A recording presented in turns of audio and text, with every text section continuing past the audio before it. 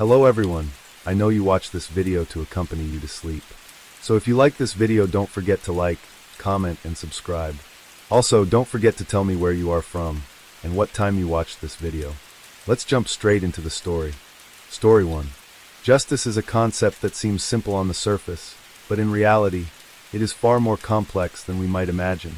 In an ideal world, everyone would be equal before the law. But is that always the case in reality? In 2003, a tragic fire in Massachusetts, USA, claimed the lives of the parents of a young woman named Frances Choi. Instead of being treated as a victim and receiving sympathy from others, she was seen as an arsonist and murderer in the eyes of the public and the law. This marked the beginning of Frances Choi's 17-year journey, filled with tears to prove her innocence. At 4:50 a.m. on April 17, 2003, Frances was sound asleep when she was jolted awake by her mother's frantic screams of fire. She saw flames at the doorway and black smoke pouring in through the gaps. Without thinking, she immediately called 911 and opened a window to call for help.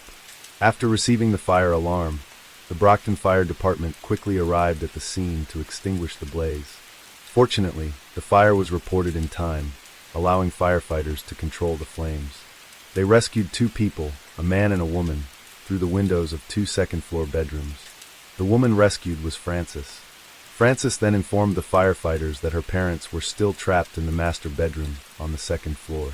However, when the firefighters found her parents, they were already unconscious from the intense heat and inhaling toxic smoke. The family affected by the fire consisted of 4 members: father Jimmy, 64 years old, mother and 53 years old, daughter Frances, 17 years old, and grandson Kenneth, 16 years old. Jimmy had been married and had a son in Hong Kong before moving to the United States. However, in 2000, his son tragically took his own life, leaving behind his son Kenneth. Kenneth then came to the U.S. to live with his grandfather Jimmy. This is why Jimmy's daughter is only 1 year older than his grandson. After extinguishing the fire, the police began their investigation and discovered that the fire might not have been a simple accident. According to the firefighters, when they broke down the door and entered the house, they were hit by a strong smell of gasoline. At the scene, they found 4 containers of gasoline, 2 baby formula cans, and 2 beverage bottles. They speculated that the fire started inside the house since the doors and windows were intact. With no signs of forced entry or climbing, apart from the damage caused by the firefighters breaking in. Looking at the extent of the damage, the master bedroom where Jimmy and his wife slept was the most severely damaged due to the high heat and the black smoke that filled the room, followed by Frances' bedroom and finally Kenneth's room. After analyzing these details, the police suspected that this could be a case of arson and believed that one of the family members might be responsible. The police then went to the hospital to question the surviving family members, unfortunately, and had already passed away due to inhaling a large amount of toxic smoke.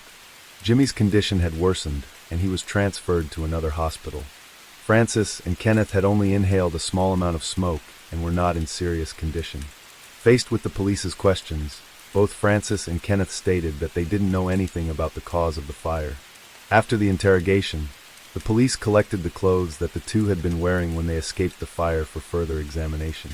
A few hours later, as Frances was preparing to visit her critically ill father with her relatives, the police suddenly showed up and took her in for questioning.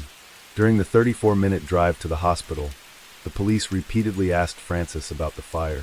The reason for their questioning was that a police dog had detected the scent of gasoline on Frances' sweatpants. Shortly after they arrived at the hospital, Frances' father, Jimmy, passed away. At 5:55 p.m. on the day of the fire, the police called Frances and asked her to return home to assess the damage to the property, but Frances declined. However, about an hour and a half later, Frances changed her mind and said she wanted to go home to check. But she was informed by the police that all the belongings had been removed and the house had been sealed. If she wanted to inspect anything, she would need to go to the police station.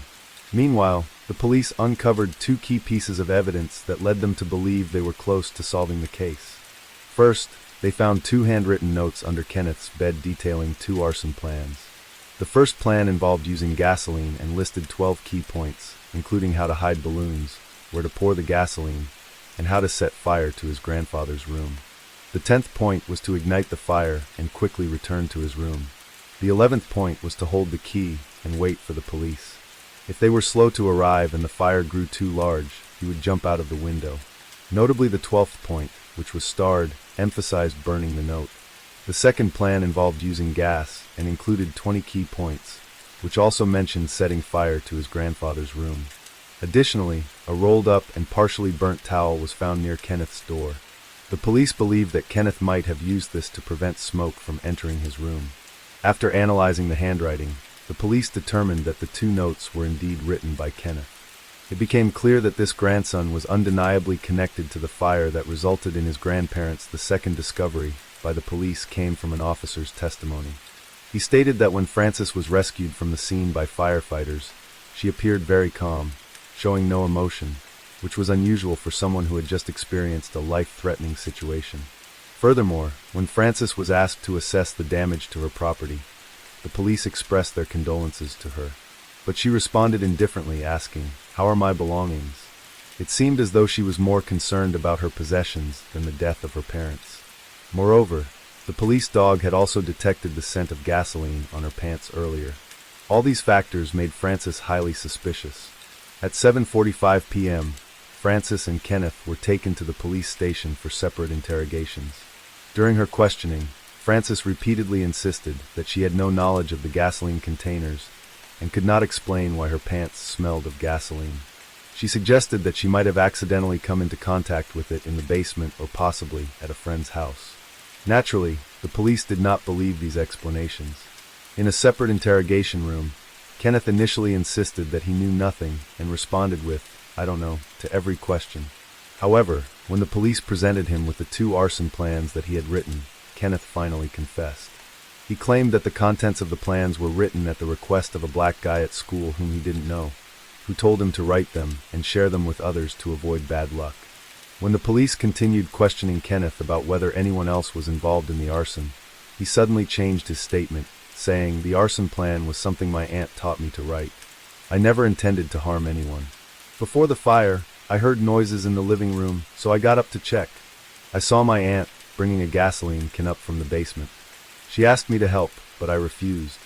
She looked very angry, and I got scared, so I hurried back to my room and locked the door. On my way back, I saw her pouring gasoline on the sofa in the living room, on the stairs leading from the first floor to the second floor bedrooms, and on my grandparents' bedroom door. In an instant, I heard the fire ignite, and the whole house was quickly engulfed in flames and thick smoke. I remember Frances once said that if I helped her burn the house down after our grandparents died, she would receive a substantial life insurance payout and would give me $10,000 as a reward. But I just couldn't do it. She's about to graduate high school in 2 months, and has always wanted to live in a college dorm to experience a romantic relationship. But our grandparents were very strict with her and wouldn't let her see her boyfriend. Plus, with Grandpa's poor health, she had to do a lot of household chores. She was really frustrated about that. Maybe that's her motive. After hearing Kenneth's account, the police arranged for him and Frances to confront each other directly. This confrontation ended in a loud argument between the two. At this point, the police were already suspicious that Frances was the one responsible for the fire. They repeatedly asked her if she had any involvement in the arson or if anyone else was involved. They emphasized that if she couldn't provide evidence to prove her innocence, they would arrest her immediately. After more than 3 hours of interrogation, around 11 p.m. on the night of the fire, as the police were preparing to arrest Frances, she suddenly said, "I was involved." However, she quickly regretted it and retracted her statement, claiming, "I wasn't involved, and what I just said was out of anger." However, the police considered Frances' statement, "I was involved," as a confession. They immediately arrested her on charges of arson and murder and took her into custody. The day after the fire, news headlines shifted from "Smart Girl Calls 911 Saves 2 Lives" to "Girl Sets Fire to Home Kills Parents."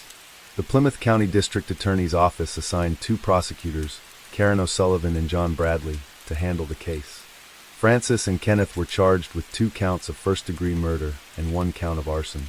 Based on Kenneth's testimony, the prosecution concluded that Frances' motive was simply to collect insurance money from her parents and leave home. So she didn't hesitate to commit arson. On January 24, 2008, 5 years after the incident, Frances' trial finally began. After some time in court, due to a lack of evidence, the jury could not reach a unanimous verdict. The court ultimately declared a mistrial. On January 25, 2008, Kenneth's attorney announced in court that his client had nothing to do with the fire, was not present at the scene, had no gasoline on him, and had cooperated fully with the police investigation after the incident. After a few days of deliberation, the jury found Kenneth not guilty of murder, and he was released in court.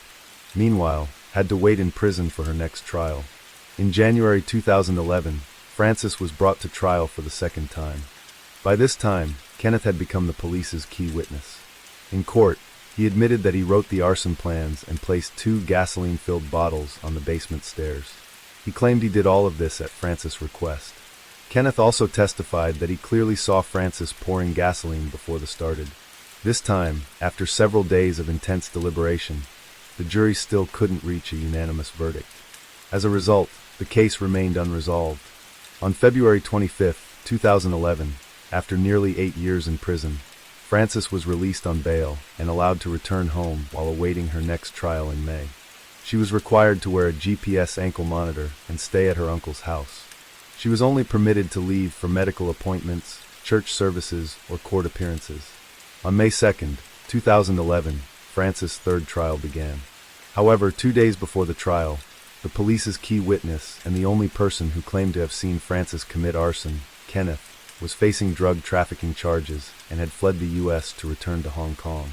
The judge allowed Kenneth's testimony from the second trial to be used in the proceedings. Even though this crucial witness was absent, the prosecution still had expert testimony.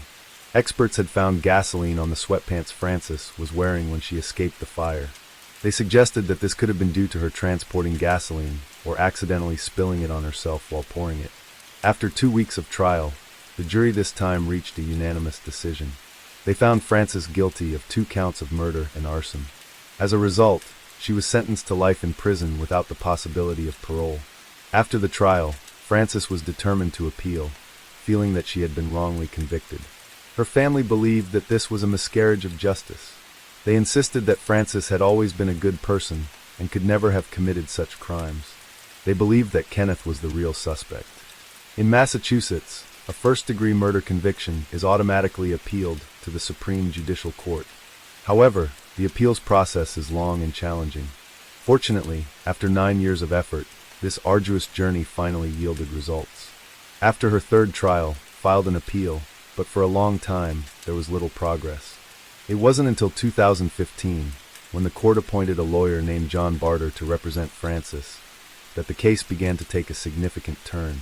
While preparing for Frances' appeal and seeking a reduction in her sentence, Attorney Barter thoroughly reviewed the records from all 3 of Frances' trials, including the police and fire department investigation reports, as well as the forensic lab reports. After examining all the materials, he became convinced that Frances was truly innocent. Attorney Barter realized that he couldn't achieve justice for Frances on his own, so he decided to seek assistance from the Boston University School of Law's Innocence Project. The Innocence Project typically takes on cases where wrongful convictions may have occurred, helping students gain a deeper understanding of the issues that lead to wrongful convictions and working to correct and prevent such injustices. After years of diligent work, they finally uncovered several pieces of evidence that could potentially overturn the case. The first piece of evidence involved racial bias by the prosecutors. Upon taking on the case, Attorney Barter discovered that the 2 prosecutors who pursued Frances' conviction, Karen O'Sullivan and John Bradley, harbored strong racial biases against Asian individuals. As a result, he requested that the prosecution hand over emails and related documents from the 2 prosecutors involved in the case. This process was incredibly challenging, and both sides argued over the issue for 5 years. In the spring of 2019, under an order from the Massachusetts Supreme Judicial Court, the prosecution was required to turn over hundreds of pages of documents, including materials that Frances's previous attorneys had not uncovered. The Innocence Project attorneys quickly identified several irregularities in these documents. Among them were numerous racist and sexist comments and images made by the 2 prosecutors about Frances and her family before the trial. It became evident that they may have viewed the case through the lens of racial bias and had little concern for who the actual perpetrator was. The second piece of evidence involved the suppression of truth. Through the emails sent by the 2 prosecutors, The Innocence Project attorneys also discovered that there had been a cover-up by both the police and the prosecutors. For instance, before the official trial, both the police and the prosecutors knew that Kenneth had been accused of selling illegal substances near several schools before the fire occurred. Just 3 months before the incident, Jimmy and Kenneth had a heated argument about Kenneth's drug dealing and use. After that, Kenneth ran away from home, and Jimmy reported it to the police, explaining the reasons. Additionally, there was evidence that Anne had accused Kenneth of stealing her jewelry, and Jimmy had physically assaulted and verbally abused Kenneth. The relationship between Kenneth and his grandparents was extremely strained. All of this indicated that Kenneth also had a potential motive for the crime, but this information was either concealed or downplayed. The prosecutors and police failed to disclose these critical details to Francis' defense attorneys. In court, the prosecutor downplayed the strained relationship between Kenneth and his grandparents, stating, "Almost all teenagers have issues with their parents or guardians," and quickly moved past the issue. Moreover, while Francis was in jail awaiting her second trial, Kenneth set 2 fires at Jimmy's house. The 2 prosecutors were aware of this, but failed to fulfill their obligation to disclose this evidence, and did not inform Francis' attorney of these incidents. The day before a police officer was scheduled to testify in Francis' third trial, Prosecutor Karen O'Sullivan sent an email instructing the officer on how to answer questions. It was clear that the officer's testimony had been coached. He testified that during Francis' interrogation at the police station, no recording devices were available, so after the interrogation, he and other officers wrote a report and then destroyed the original notes. However, this was not the truth. The original handwritten notes from the interrogation had not been destroyed, and they contained inconsistencies with the officer's testimony in court. Furthermore, the Innocence Project found a credible witness who confirmed that the police station did, in fact, have recording equipment at the time. The third piece of evidence? No traces of gasoline. The Innocence Project enlisted a chemistry expert to examine the clothing Francis wore during the fire. The results showed that there were no traces of gasoline on Francis's clothes. Additionally, the attorneys discovered that Francis's clothes were only sent for testing after she was arrested.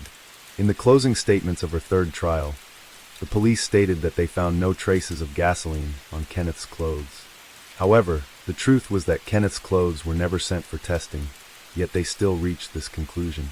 Moreover, forensic analysis revealed that only Kenneth's fingerprints were found on the handwritten notes, while Francis's fingerprints were not found on the plastic gasoline containers or any other items. A fire investigation expert from the Massachusetts State Police testified that the fire originated in a mattress in the basement, not in the living room. Contrary to Kenneth's claims, there was no gasoline on the sofa or staircase, and they were not even damaged by the fire. Another expert noted, there was a wet towel rolled up in front of Kenneth's door. I infer that the towel might have been placed there to prevent smoke from entering his room. The fourth piece of evidence? A crucial witness. A girlfriend of Kenneth's testified that Kenneth had confessed to her that he was the one who bought the gasoline, wrote the arson plans, and personally set fire to his grandparents' house. His clothes were also soaked in gasoline. Despite this, Kenneth was declared not guilty and released. Kenneth's motive for the arson was to get revenge on his grandparents because, before coming to the U.S., he had no idea that Jimmy and were his biological grandparents. The entire family had never considered Kenneth to be blood related. He only lived with his grandparents because his mother frequently sent them money. Kenneth and his mother, who was still in Hong Kong, had long resented Jimmy and Anne, and Kenneth ultimately wanted to kill his grandparents. The testimony of this girlfriend was later accepted by the court in the following trial. It's puzzling that such a crucial witness was completely unknown to France's previous attorney. Fifth piece of evidence? A missed opportunity to turn the tide. When Kenneth became the strongest witness against Frances, her former lawyer not only failed to enlist an expert to examine the gasoline test results presented by Kenneth's side, but also neglected to investigate Kenneth's role in the fire. Had they made even a small effort to investigate Kenneth, they could have uncovered a wealth of evidence favorable to Frances, including the crucial witness mentioned earlier and other arson incidents that Kenneth had committed, but were concealed by the prosecutor. The absence of this evidence during the trial meant that the fairness of the conviction was not assured. By March 2020, Frances' legal team petitioned the court to grant her release on bail while awaiting the verdict of the next trial. The reason was that after nearly 17 years in prison, Frances had dedicated herself to education, graduating with a bachelor's degree in sociology from Boston University with honors. Additionally, she had completed 1,000 hours of training past the Massachusetts State Cosmetology exam and spent 5 years training service dogs for disabled veterans. On April 17, 2020, thanks to the efforts of many, Frances, then 34 years old, was granted bail. Finally, on September 29th of the same year, the court dismissed the arson and murder charges against Frances. The presiding judge stated that the reason for this decision was due to misleading statements made by the police to the court, and evidence presented in the final conclusion that appeared to be fabricated. The contradictions in the witness testimony, newly discovered evidence of racial bias, and the ineffective legal assistance from her previous attorney all led the court to believe that justice may not have been fully served. The court has decided not to proceed with a fourth trial. With this decision, the case has finally come to a close. 17 years, nearly 2 decades of Frances' youth, were unjustly taken from her. This was time that could have been spent graduating from college, building a career, or even starting a family. Instead, she spent those years tirelessly fighting to prove her innocence behind the cold walls of a prison. Frances Choi's case is not just the story of one individual. It is a mirror reflecting the deeper issues within the American legal system. It shows us that justice, no matter how sacred, can be distorted by bias, negligence, and errors in the investigative process. Although Frances has been freed and all charges have been dropped, nothing can compensate for the 17 years she lost. However, her resilience and determination to never give up stand as an inspiration to us all. Story 2. Late on the night of July 10, 2001, the North Ryde Police Department in New South Wales, Australia, received an unexpected distress call. Yes, someone has shot my parents, I think. No, I'm breathing down on the floor. What suburb are you in? I'm not breathing, what do I do? What suburb are you in? North Ryde. North Ryde? Yes. And your parents, they're both being shot, are they? I don't know, there's a lot of blood everywhere. It's my papa. Help me. Yeah, we will. We're sending an ambulance now. I'm not breathing. Police officers and medical personnel quickly arrived at the scene, only to find that out of a family of 4, only one person had survived. Seeing him huddled in the corner of the garage, the officers couldn't help but feel heartbroken by what had occurred. However, to their surprise, just 3 days after the incident, he was already anxiously inquiring about the inheritance. At the funeral of his relatives, he sang the song "One Sweet Day." Later, this man used the government compensation to purchase a luxury car, behavior that naturally raised suspicions among the police. It turned out to be a story full of lies and greed. He had deceived his parents, relatives, and friends, and even lied to himself. Since his conviction in 2004, he has always maintained his innocence.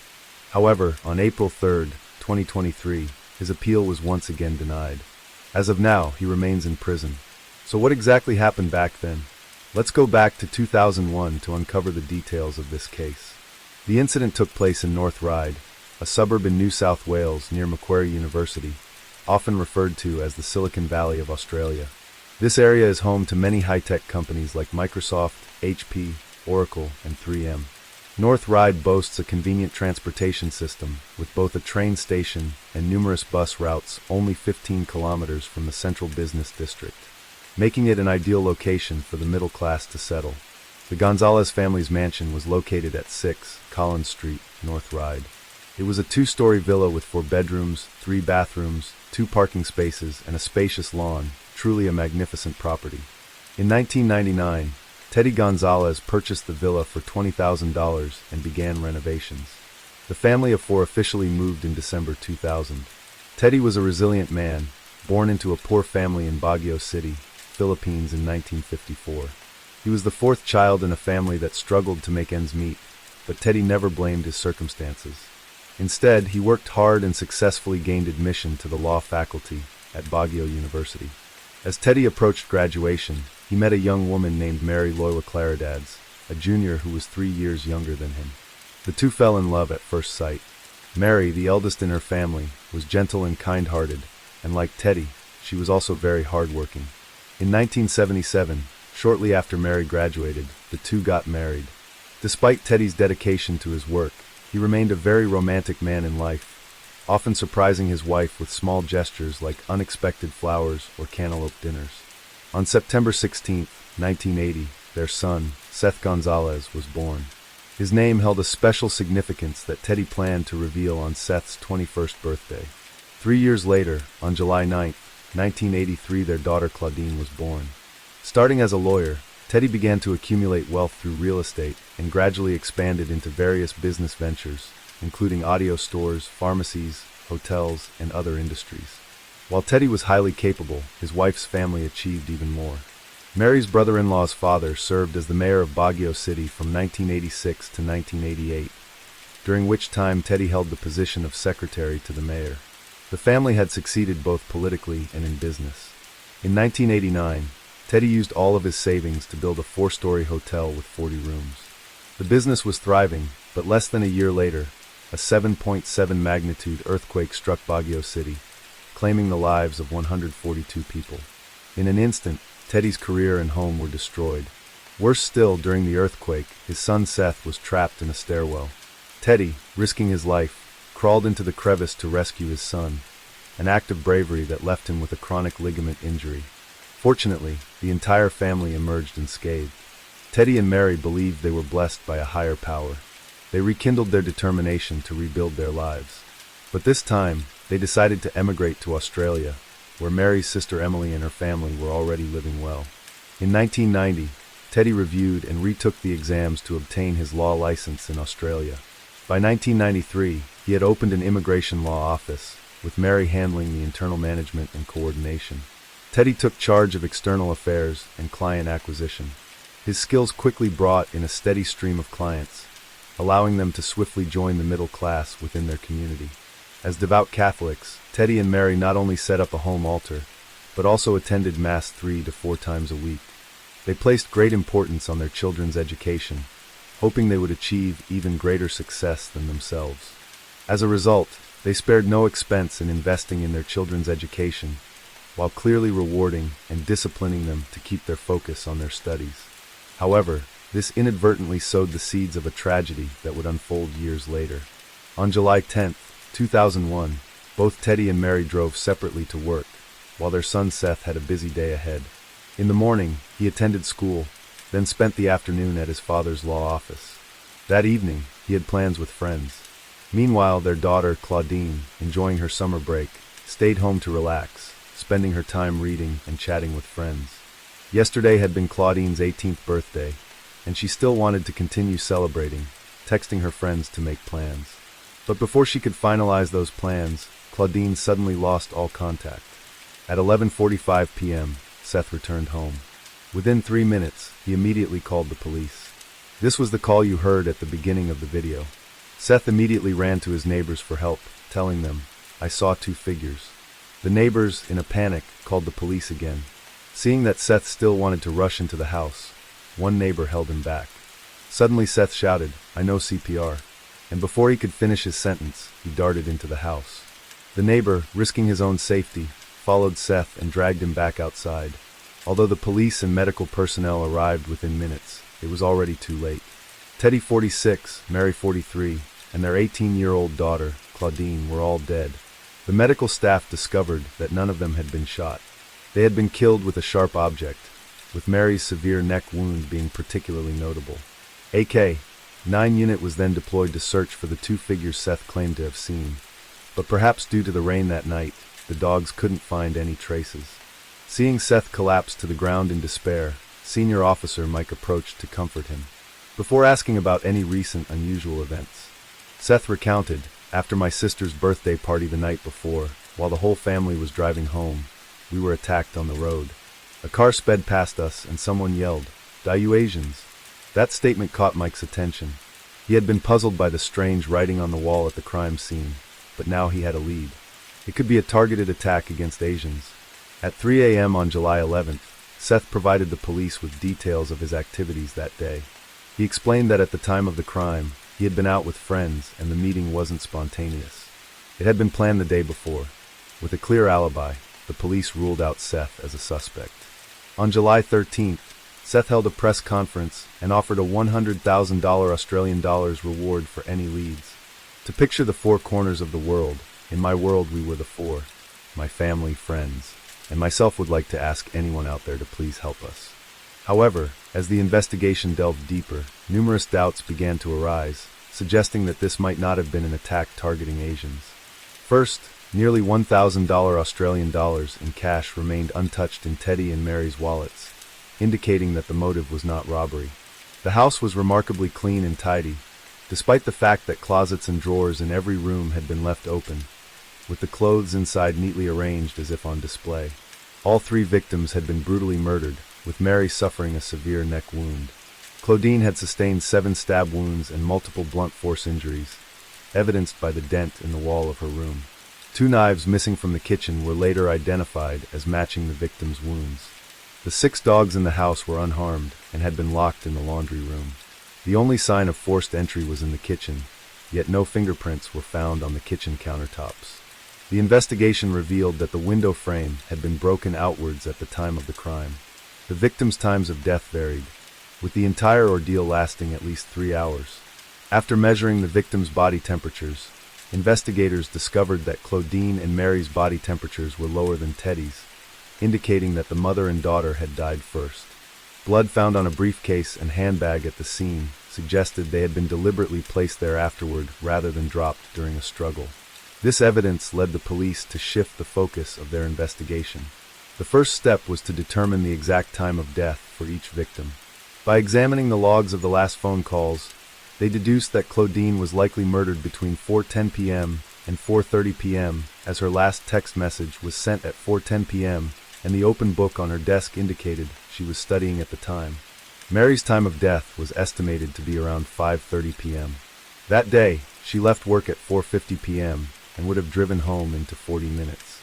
She was likely killed as soon as she entered the house, which was evident from the shoes she was still wearing. Normally, after arriving home, she would have changed her shoes and placed her handbag in one of 2 specific spots.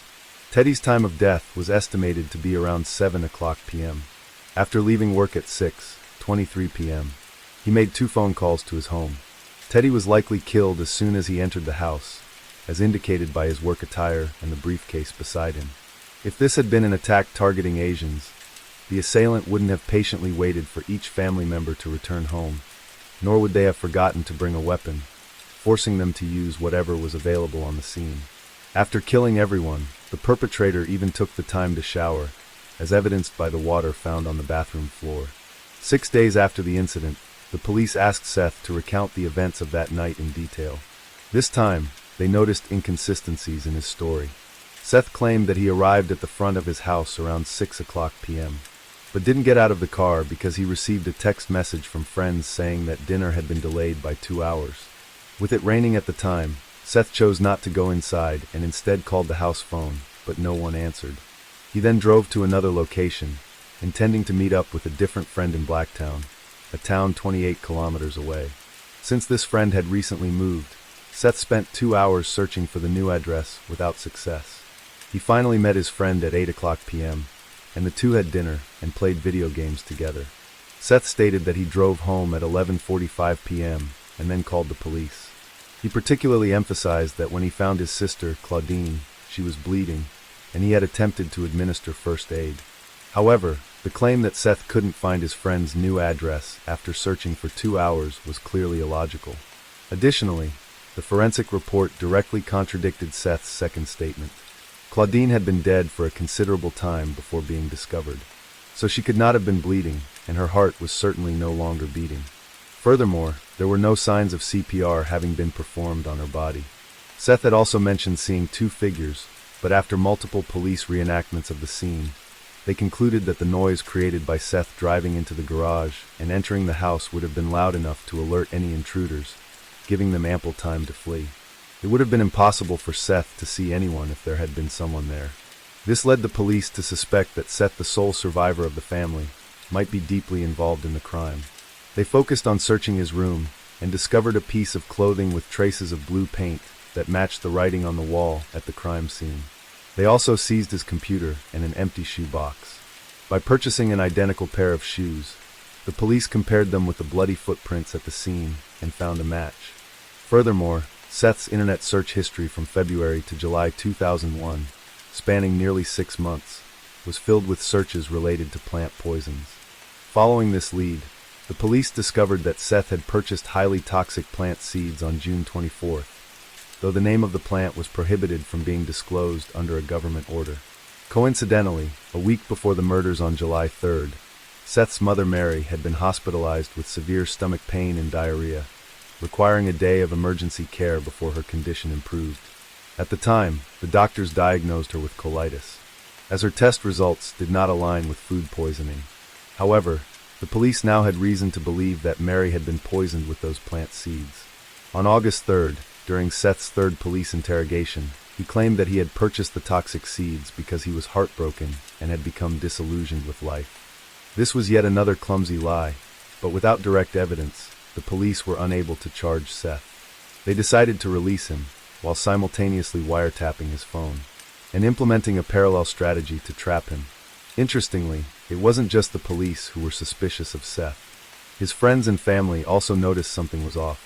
For instance, on the day of the press conference, Seth deliberately met with the family accountant to inquire about the inheritance. At the funeral, he sang the song, "One Sweet Day," leaving more than 300 guests shocked. Afterward, he moved into a luxury apartment and used the government compensation money to refurbish his mother's car. 2 months after the incident, lied claiming he had brain cancer and needed $190,000 for surgery. He even sent fake medical documents to his relatives in an attempt to scam them for money. However, those fake documents ended up in the hands of the police. As a result, not only did Seth fail to get the $190,000, but his government compensation payments were also suspended. Running out of money, Seth started selling off valuables like jewelry, watches, and his parents' 2 cars. As soon as he had some cash, he immediately ordered a Lexus worth $173,000 AUD. The salesperson, sensing something was off, cautioned him, saying, "This car is expensive." But Seth replied without hesitation, "Don't worry, I've inherited money." Seth's aunt, Emily, also had a strange encounter on the night of the murders.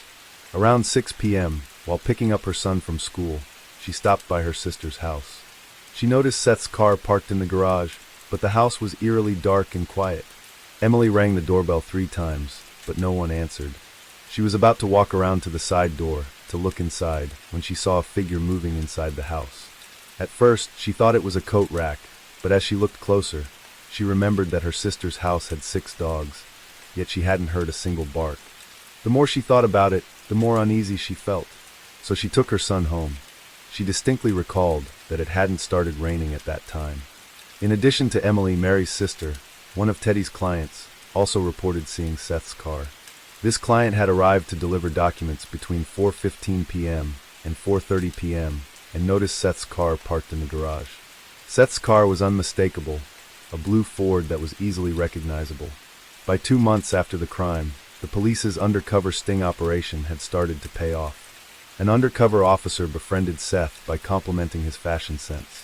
Once they grew closer, the officer intentionally bragged about having an informant at the police station. Seth fell for the trap and asked the officer to gather information about his family's case. Following instructions, the undercover officer deliberately mentioned to Seth that someone had seen his car parked in the garage around 4 p.m. on the day of the murders. The police wanted to see how Seth would try to cover up this lie. Sure enough, after learning this, Seth quietly began preparing a second alibi. By January 2002, he casually confronted the police and changed his story, claiming, "I actually arrived home before 4:30 p.m., but didn't go inside. Instead, I took a taxi from home to a brothel to unwind." Seth explained that he hadn't mentioned this earlier because he was embarrassed to admit it. However, Seth didn't realize that his phone had been tapped. He repeatedly called the brothel, asking questions like, "Do you have security cameras? How long have you been open? Do you keep copies of your guest registry?" All these conversations were recorded by the police. More importantly, the prostitute Seth referred to had been on leave for a week and wasn't there on the days surrounding the crime. When his lie was exposed, Seth claimed he might have mistaken the person involved. He even arranged for a taxi driver to testify on his behalf. However, it was later revealed that the taxi driver had been paid $50 Australian dollars by Seth to write and sign a fake statement. At this point, the police were confident that Seth was the perpetrator, but they still needed more concrete evidence before they could formally charge him. Interestingly, the crucial evidence that the police were struggling to find was unwittingly provided by Seth himself. After hearing the confidential information from the undercover officer about someone seeing his car at 4:30 p.m., Seth became fully convinced that the officer had an informant within the police department. As a result, he asked the officer to gather more information, and even sent along a sketch of the crime scene that he had drawn himself. The sketch included carefully noted times of death for each victim. It's important to note that the police had never released detailed information about the victims' times of death to the public. Besides the police, only the perpetrator would have known these details. Moreover, the handwriting on the sketch matched the writing found at the crime scene. Notably, before Seth was officially arrested, a seemingly orchestrated event occurred. On the evening of June 2, 2002, the police received a report of an assault around 8:30 p.m. When they arrived at the scene, they found Seth lying in a ditch with minor facial injuries. Seth claimed that someone had put a plastic bag over his head and attacked him, but he couldn't identify the assailant. However, after an examination, the doctor concluded that Seth had no head injuries. This clumsy charade gave the police a new lead. Seth had mentioned the executor of the will, who happened to be his grandmother. It turned out that on February 23, 1998, Teddy and Mary had created a joint will. The will stipulated that if one spouse passed away, the surviving spouse would inherit all the assets, and if both died, the assets would be equally divided between Seth and Claudine. The grandmother was named as the will's executor. The police were concerned that Seth might attempt another scheme, perhaps even staging an attack on his grandmother to make it appear as though she had died accidentally. The investigation could not be delayed any longer. At 8 a.m. on June 13, 2002, the police executed a warrant for Seth's arrest on charges of murder. After his arrest, little-known details about the family began to surface, shedding light on the possible reasons why Seth committed such a heinous act against his own loved ones. In the past, Teddy and Mary worked tirelessly and ultimately achieved the life they had always wanted after years of effort. They accumulated a wealth of approximately 1.5 million Australian dollars. They were not only strict with themselves, but also with their children. Anyone who performed well was praised, which instilled in a deep desire for recognition from a young age. Seth's parents had high hopes for him to become a cardiac surgeon, while they envisioned his sister becoming a teacher. However, in reality, Seth struggled academically and had a strong passion for singing. After graduating from high school, he was not accepted into any university programs for medicine or law. In 1999, Teddy did everything he could to get Seth into the medical program at the University of New South Wales. His parents demanded that he give up music and focus on his studies. They also arranged for him to do odd jobs at the family law office, hoping that even if he couldn't become a doctor, he could at least inherit the family business. But no one could have predicted that just 2 years later, Seth would drop out of school claiming that he was too busy, so busy that he didn't have time to attend classes. Seth was not only the lead singer of the band Definite Vibes, but also had a fan club and a website created by his fans. The website featured photos of Seth performing, showing off his physique surrounded by beautiful women. With his rising music career, there was no time left for studying, much to the frustration of his father, Teddy. By mid-2000, Teddy enrolled Seth in law school at Macquarie University. To encourage his son, he even gifted him a car. Seth loved the car and even had a personalized license plate made with his name on it. Strangely, after that, Seth's academic performance suddenly improved dramatically, and he consistently maintained high grades. Every time his report card arrived, Seth was overjoyed because his parents would shower him with praise. On one occasion, Seth even kindly showed his sister how to secretly change her grade from 75 to 99.9. But he was immediately reprimanded by his parents, who warned him that if he didn't focus on his studies, they would take away his car. Seth's sister didn't just tell their parents about him altering his grades, she also revealed another of his secrets. Seth had a long history of bedwetting, even into adulthood, and every time it happened, their mother, Mary, had to wash his clothes and bed linens. Mary would sometimes nag him, saying, "You should see a psychologist." This embarrassing situation became a source of ridicule within the family, and it's possible that this contributed to Seth developing the idea of poisoning them. Of course, Seth's parents were also strict with their daughter. When they discovered she was dating at a young age, they immediately sent her to Melbourne to complete her high school education. Seth even helped his parents by sending threatening emails to his sister's boyfriend to break up the relationship. Coincidentally, at the end of May 2001, Seth's girlfriend of just 2 weeks wanted to break up with him. In an attempt to win her back, Seth gave her a necklace and promised to introduce her to his parents. Predictably, this led to punishment similar to what his sister had faced. When Seth tried to resist, his mother told him, "If you go back to that girl, you won't be welcome in this family anymore." Seth realized that he was increasingly losing control over his own life. He was constantly being threatened by his family with the loss of his car, being cut off, or being disinherited. All of this felt like a ticking time bomb for Seth, and the trigger was his poor grades in 2 of his courses. He had tried to use a medical certificate for an upper respiratory infection to request a retake, but his plea was denied. Seth recalled his parents' harsh words. "If you don't study properly, you should go back to the Philippines. Everything here in Australia will no longer be yours." Seth was unwilling to accept that everything his parents owned would eventually belong to him anyway. He thought how much better it would be if he could decide everything for himself. On June 24th, Seth began his plan to poison his family. That day, he ordered a batch of toxic plant seeds. When he checked the order the next day, he saw that it hadn't been shipped, only to learn that the supplier was on holiday. Seth quickly sent them an email, lying by, saying, "My mother is about to turn 60, and these seeds I ordered are meant to be a birthday gift for her this weekend. She saw them in Florida last year and loved them. I was hoping you could expedite the delivery." In reality, Seth's mother was 43 years old that year, and she had never been to Florida. On June 29th, Seth received the seeds as he had hoped, which arrived on that Friday. After getting the seeds, he soaked them in hot water and then mixed the infused water into his mother's food. On July 1st, Seth's mother began showing unusual symptoms. By July 3rd, she had to be hospitalized for emergency care. On the afternoon of July 4th, she was discharged with her health stabilized.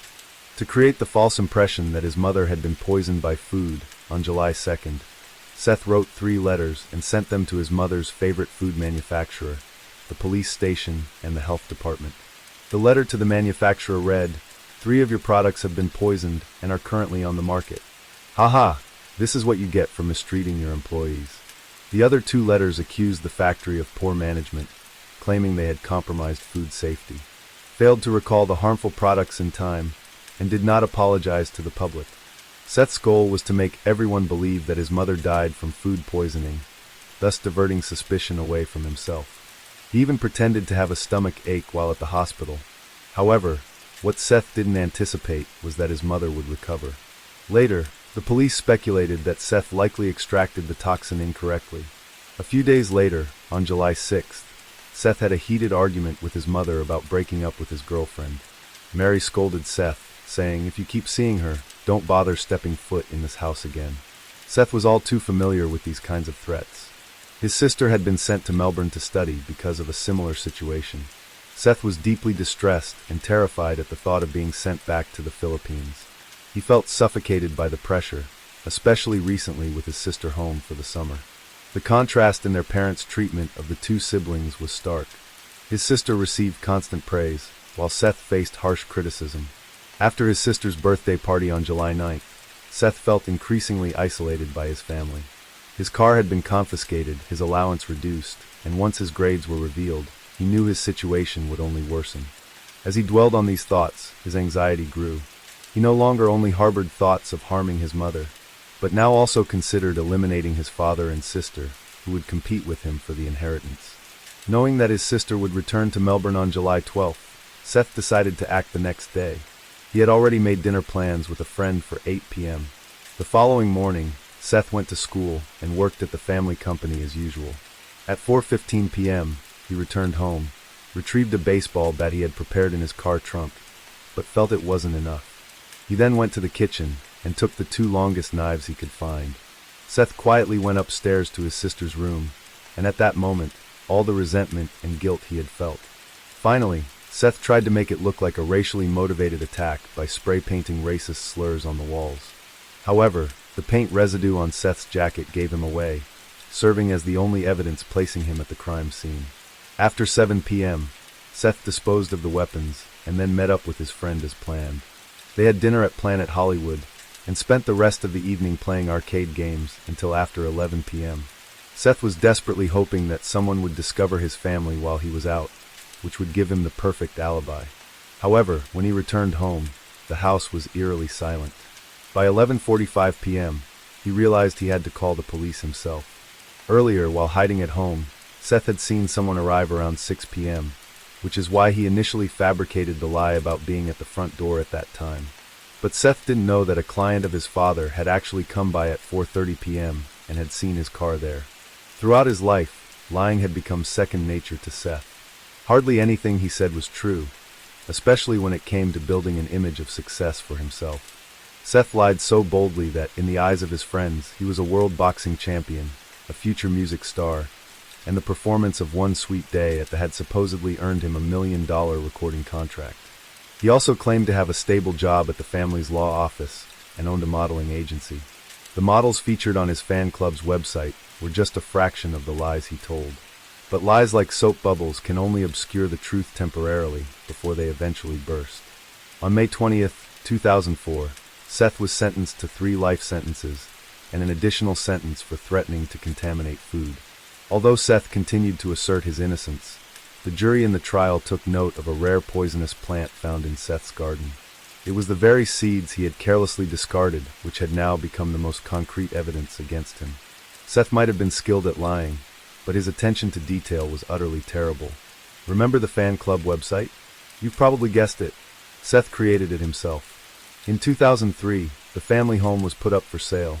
The once happy home had now become a haunted house in Sydney that no one wanted to touch. In August 2004, a Buddhist couple from Taiwan, attracted by the home's location and layout, especially the altar on the second floor, decided to purchase it without thoroughly researching its history.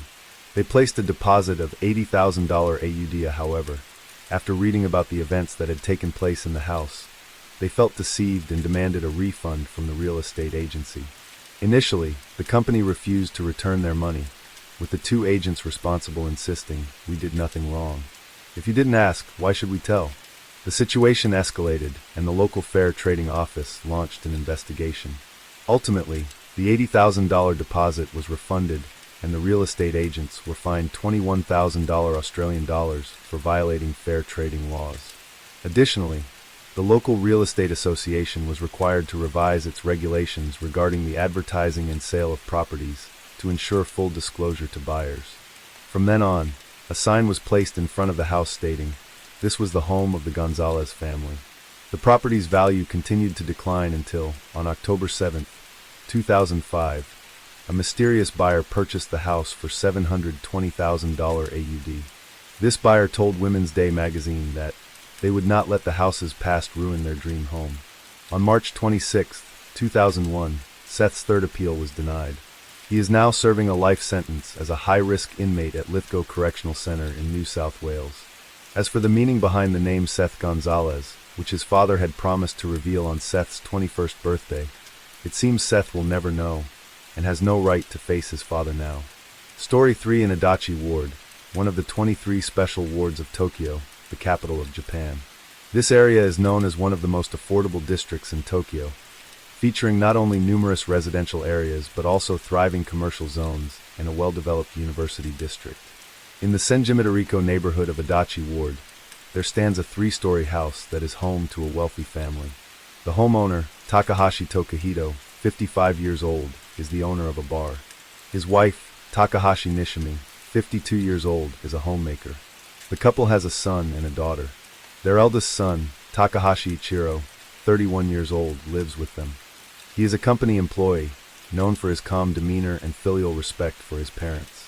One evening, as he returned home from work as usual, he was suddenly confronted with a horrifying scene that would shock all of Japan, right in his own home. Next, let's dive into the details of this event together. It was Tuesday, January 16, 2024. At 8:30 p.m., Takahashi Ichiro finished work and headed home. He parked his car in the driveway in front of the house, turned off the engine, and got out. Glancing to the side, he noticed his father's car was parked nearby. That morning, before heading to work, his father had mentioned that he would take the car to be washed, but it seemed it hadn't been done yet. Initially, Ichiro thought his father might have forgotten, so he didn't think much of it and prepared to enter the house. However, The strange feeling he had moments before returned. Normally, at this time, his mother would be preparing dinner in the kitchen on the first floor, and he could hear sounds coming from the entrance. Yet, at that moment, the entire house was dark, eerily silent, with only the distant sound of dogs barking in the background. With a growing sense of unease, Ichiro entered the door code and pushed the door open. As he bent down to take off his shoes at the entrance, he reached for his slippers, but noticed faint traces of blood that had been wiped away on the floor. Startled, he immediately felt that something was terribly wrong. He quickly walked further into the house, calling out for his parents, but received no response. As he moved through the house, he saw more blood stains in various spots. He continued upstairs to check the situation, but after searching all the rooms on the second and third floors, his parents were nowhere to be found. Growing increasingly anxious, he tried calling their phones, but both were turned off. Not knowing where his parents could be, he called his father's bar, only to be informed that his parents hadn't come in that day. Feeling even more alarmed, he then called his sister, but she also said she hadn't seen or heard from their parents that day. By this time, it was 8:50 p.m. Ichiro feared his parents had been kidnapped, so he immediately called the police. Upon receiving the report, the police arrived at the scene right away. They secured the area and preserved the crime scene. The police then questioned Ichiro, the eldest son of the homeowners. Ichiro explained that when he left for work at 8 a.m. that morning, his parents seemed completely normal. But when he returned home at 8:30 p.m., they had mysteriously disappeared. A thorough examination of the house revealed that everything was in its usual tidy state. There were no signs of forced entry, and no valuables were missing. However, both of his parents' cell phones were nowhere to be found. Investigators collected 10 blood samples from the floor and the knife. The tests quickly revealed that most of the blood at the scene belonged to Mr. and Mrs. Takahashi.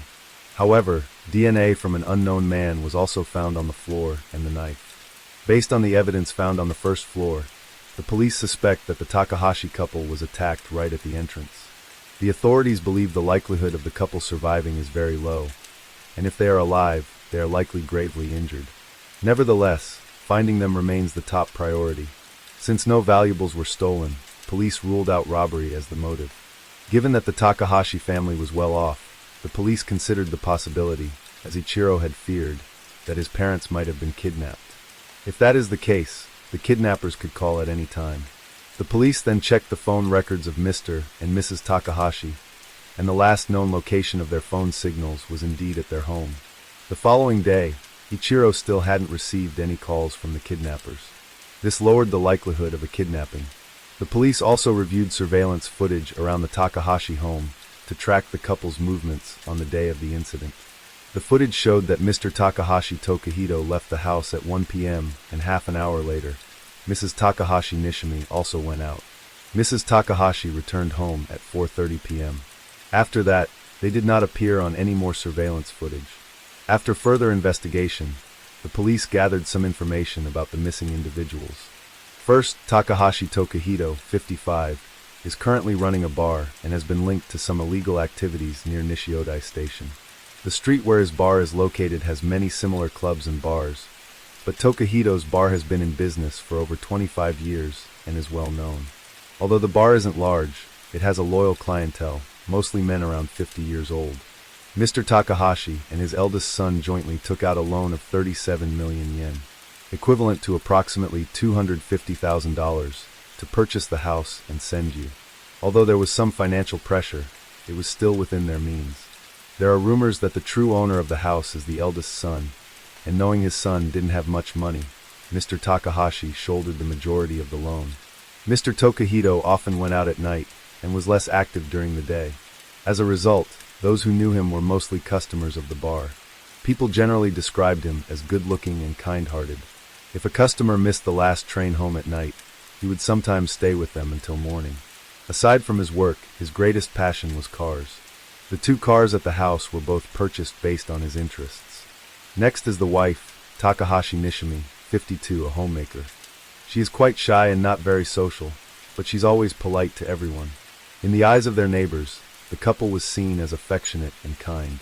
Although Mr. Takahashi ran a bar associated with some illegal activities, they never went out of their way to cause trouble for others. Therefore, the incident didn't seem to be the result of a business dispute. After gathering basic information about the missing couple, the police shifted their suspicions toward the person who reported the case, Takahashi Ichiro. Someone informed the police that they had seen him arguing with his parents about money, and it seemed that he had borrowed a significant amount from his father. The police suspected that Ichiro might have harmed his father over money, and his mother, having witnessed the whole thing, was also silenced by him. Ichiro was furious at these accusations. He admitted to borrowing money from his father, but he insisted that their father-son relationship was strong and the house loan was still being paid off. He said he could never be so cruel as to harm his parents. Several of Ichiro's colleagues provided an alibi for him, stating that he was at work all day on the day of the incident and didn't leave the office until he went home. As a result, he was cleared of suspicion. Upon reviewing the surveillance footage from the day of the incident, the police noticed something unusual. Shortly after Ichiro left the house that morning, a man and a woman appeared nearby. They were both wearing masks, and they weren't seen leaving until later in the afternoon. After leaving, they discarded something in a nearby trash bin. Based on their appearance and clothing, the pair seemed highly suspicious. The investigators immediately searched the trash bin. Eventually, they found the package that the two individuals had discarded. When they opened it, they discovered several blood-stained clothes inside and quickly sent them to the forensic lab for analysis. The Takahashi couple had not appeared on surveillance footage after 4:30 p.m. that day. With kidnapping ruled out, the possibility arose that they had been murdered and their bodies hidden. Therefore, the police began meticulously searching the surrounding areas, focusing on the vicinity of the Takahashi home. However, they found no evidence of any freshly dug earth nearby. On the third day after the incident, the Takahashi couple was still missing. At 6:01 p.m., the police were carefully searching every corner of the Takahashi house. When one officer reached the first-floor hallway, he suddenly noticed a strange odor. He followed the scent to a particular room. On the left side of the room was a bathroom, on the right was a toilet, and in the middle was a sink area. The officer looked around carefully, and although the room appeared normal, the strange smell persisted. Upon closer inspection, he noticed a gap beneath the floor. This design is not uncommon. Some houses are built with such spaces for storing items or for easier access when repairing certain fixtures. Realizing there was storage space under the floor, the officer lifted the flooring and was met with the sight of two large cabinets. Sensing that something was seriously wrong, he quickly called his colleagues over to assist. After opening the two cabinets, the police were horrified to discover that each one contained a body. Both victims had multiple stab wounds to their chests. The police immediately notified Ichiro. When he saw what was inside the cabinets, his body began to tremble uncontrollably. His faint hope that his parents might still be alive was shattered. The victims were indeed his mother and father. The autopsy results revealed that Mr. Tokahito had over 10 stab wounds, while Mrs. Nishimi had 8. Their time of death was determined to be January 16th, 2 days earlier.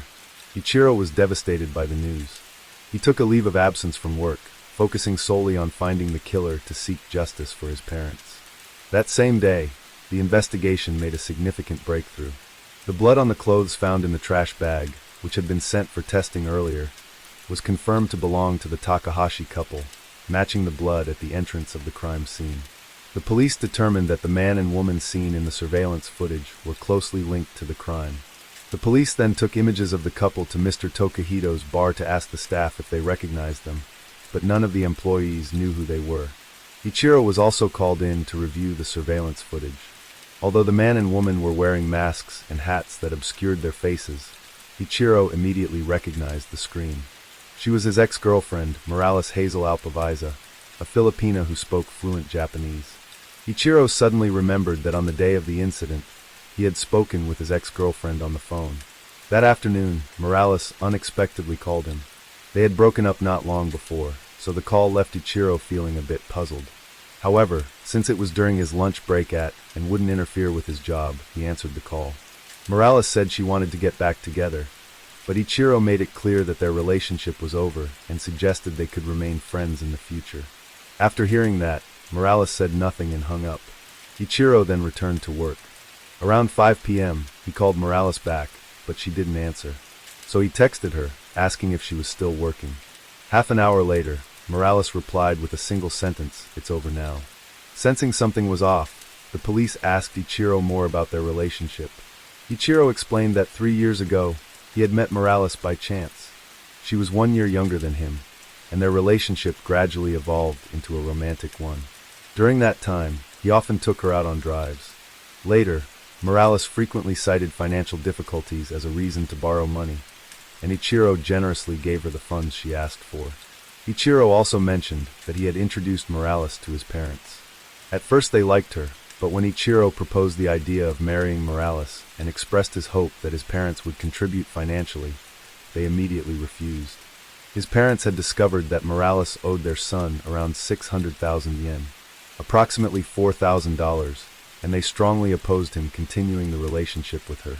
Mrs. Nishimi, in particular, was very firm, demanding that Morales repay the money immediately. Under the strong opposition from his parents, Ichiro broke up with Morales, but she didn't want the relationship to end and was unwilling to return the money. At the time of his parents' disappearance, Ichiro believed that the situation between him and Morales had nothing to do with the case, so he didn't mention it to the police initially. However, after hearing Ichiro's latest statement, the police began to suspect that Morales might have sought revenge against his parents. The police reviewed additional surveillance footage from nearby cameras and discovered that Morales' apartment was only 450 meters away from Ichiro's home, about a 10-minute walk. However, following the incident, Morales abruptly moved out of her apartment, and no one knew where she had gone or could provide her with an alibi. A friend of Morales mentioned that on the evening of January 17, 2024, he saw her at a convenience store. She was frantically searching for something on the shelves, muttering, "Bandages, bandages." The friend tried to greet her, but she didn't seem to notice. After some time investigating, the police eventually tracked down Morales and found her at an inn in Fukushima Prefecture. In the early hours of January 19th, Morales was arrested at the inn. When the police asked her where she had been on the day of the incident, she claimed that she had been helping a Filipino friend find a place to live and denied any involvement in the case. The police believed that Morales didn't act alone. Even if she had a weapon, it would have been nearly impossible for her to overpower two victims on her own. Her accomplice was likely the man seen discarding the clothes in the surveillance footage. The autopsy results showed that the victim's wounds were quite deep, with some being fatal, particularly those near the heart. Injuries that Morales likely couldn't have inflicted by herself. 2 days later, the police located the man believed to be Morales' accomplice. Surveillance cameras captured images of him purchasing 3 cans of beer at a convenience store in Suchizaki City at 10:20 p.m. on the night of the incident. He was wearing a hat pulled low over his forehead and a mask with his right hand bandaged. The man was identified as Dela Cruz Brian Jefferson Risen, a Filipino national. The police quickly apprehended him. After his arrest, he couldn't withstand the pressure and confessed everything to the police. Dela, 33 years old, had known Morales since childhood. In July 2023, he came to Japan as a trainee and worked for a construction company. He lived in a small apartment in Suchizaki City. Besides Morales and a few Filipino friends, he didn't know anyone else and led a mostly solitary life. 2 months before the incident, Dela and his girlfriend, along with Morales, had dinner at a barbecue restaurant to celebrate their reunion. Dela claimed he didn't know Mr. and Mrs. Takahashi at all, and that the entire plan was Morales' idea. He was merely assisting her. On the other hand, Morales continued to remain silent. Despite her lack of cooperation with Dela's confession, the sequence of events began to unfold. Morales had been observing the Takahashi family for a long time, learning their routines, and had even secretly entered their home several times. She reached out to Dela, her acquaintance, and laid out her plan. The two of them then prepared knives and plastic bags. At 8 a.m. on the day of the incident, Morales and Dela sneaked into the Takahashi house and hid in a room. Since Morales had previously been to the Takahashi home and knew the door code, the two were able to enter without alerting Mr. and Mrs. Takahashi. Around noon, while hiding inside the house, Morales called Ichiro. This call might have been her final internal struggle, solidifying her resolve to carry out her plan. At 1 p.m., Mr. Tokahito left the house and returned shortly afterward. Half an hour later, Mrs. Nishimi also left. Once she was gone, the two attackers quickly ambushed Mr. Tokahito, resulting in his death. At 4:30 p.m., Mrs. Nishimi returned home. As soon as she stepped inside, she was ambushed by the two. Although she tried to resist, she couldn't overpower the attackers. After being repeatedly stabbed, she collapsed. Later in the afternoon, Ichiro called Morales, but she didn't answer because she and Della were busy dealing with the bodies of Mr. and Mrs. Takahashi, hiding them under the floor to delay their discovery. Together, they placed the bodies into plastic containers and concealed them in the storage space beneath the bathroom floor on the first floor. They took the Takahashi's phones, turned them off, but couldn't remember where they discarded them. By the time they finished hiding the bodies, it was 5:30 p.m. And only then did Morales respond to Ichiro's text. Little did Ichiro know that her message, "It's over now," had such a chilling significance. Afterward, Morales and Della removed their blood-stained coats, did a quick clean-up, and wiped the blood off the floor using the clothes they were wearing. On their way out, they casually tossed the bloodied clothes into a nearby trash bin. What puzzled the police was why the two didn't strike immediately after sneaking into the house in the morning, but instead waited until the Takahashis left before taking action. However, both Morales and Della refused to reveal the reason. One theory is that Morales wanted to wait for Mrs. Nishimi to return home, so she could exact revenge on her for opposing Morales' relationship with Ichiro. Della, as an accomplice, followed Morales and didn't act impulsively. Another possibility is that they were concerned that the noise might attract the attention of the neighbors, so they waited for a more opportune moment to carry out their plan. After the crime, Morales moved out of her old apartment and found an inn to hide from the police. During the struggle with Mr. Tokahito, Della injured his hand badly when it was cut by the knife. Afraid to seek treatment at a nearby hospital, he returned to his apartment in Tsuchizaki City and later sought care at a local hospital. However, Della wasn't very adept at evading investigation. He had no real sense of being a fugitive, made only minimal efforts to conceal himself, and was caught on surveillance cameras when he went out to buy beer. On the other hand, through their investigation, the police learned more about Morales' background. In November 2017, Morales, then 23, came to Japan from the Philippines on a low-cost airline. With her youthful and attractive appearance, she landed a job as a receptionist at a bar. The bar primarily employed young women from the Philippines, just like her. This type of bar, catering mainly to foreigners, had been quite popular in Japan. Since 1998, however, entertainment venues employing foreign workers had come under strict scrutiny. Initially, Japan only issued permits for foreign performers to come to Japan to perform or work, but after numerous cases of people exploiting tourism visas to work illegally, the Japanese government intensified its inspections. However, if foreigners marry a Japanese citizen, they face far fewer restrictions. Not only do they have more freedom in choosing a career, but their residency period is extended, ranging from a minimum of 6 months to a maximum of 5 years. This is something many foreigners aspire to achieve. To secure a longer residency, Morales entered into a sham marriage with the son of the bar owner. Even though the bar owner's son already had a girlfriend, Morales and several other Filipino women at the bar also engaged in sham marriages with him to extend their stay in Japan. All of this took place before Morales arrived at the bar. Among the regular patrons was a 58-year-old wealthy man named Kamen Tsukisu, who frequently visited the bar. He was known to spend up to 1 million yen in a single night. People at the bar often saw Kamen Tsukisu sitting on the sofa, chatting under the dim lights, while Morales poured drinks for him. As their relationship grew closer, Kamen Tsukisu began buying her expensive gifts and taking her out on dates. He visited the bar 3 to 4 times a week. Despite having many customers, Morales was the top performer in the bar, which caused jealousy among the other girls. Morales was a typical Filipina who placed a high value on family. Her mother, stepfather, and younger sister all lived in the Philippines and largely depended on her for financial support. As Cam and Sukisu spent more time with Morales, his feelings for her deepened. But one day, he unexpectedly discovered that Morales had posted wedding photos on social media, which left him feeling displeased and betrayed. Morales explained that it was merely a fake marriage to secure a longer residency, and their relationship soon returned to normal.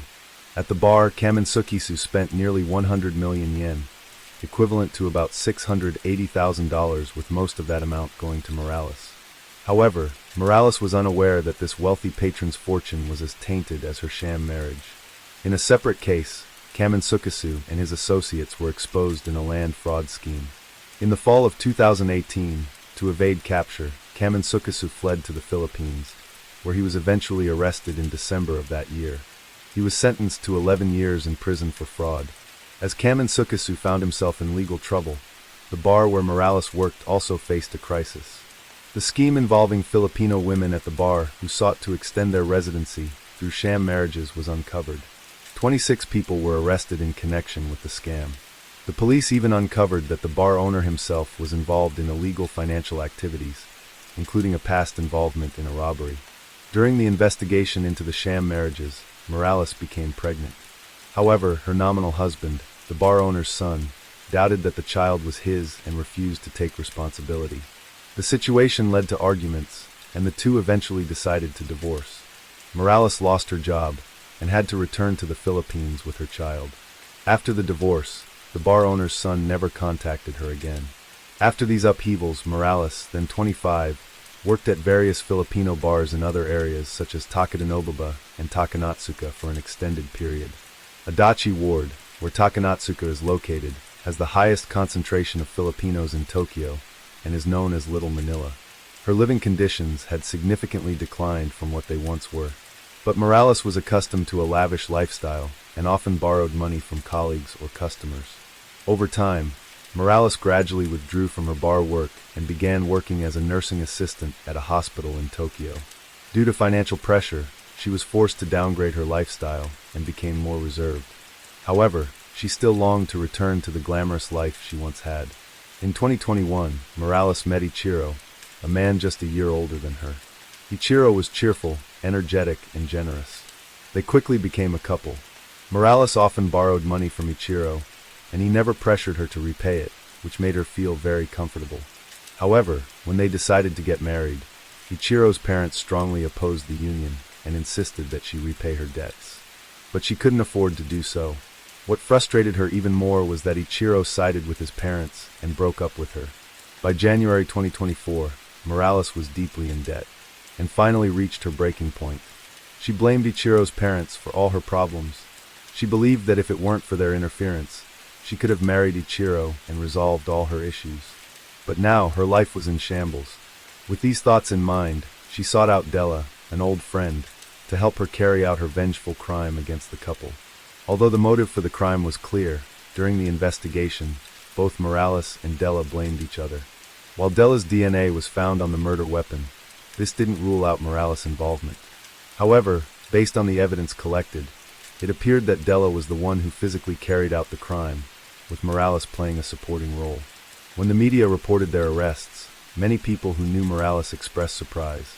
They described her as someone who seemed very normal, not like someone capable of committing such a heinous act. One woman mentioned that she regretted not lending Morales money, saying, "If I had lent her the money to help her with her immediate problems, maybe she wouldn't have been driven to such desperation." The case attracted significant attention within the Filipino community.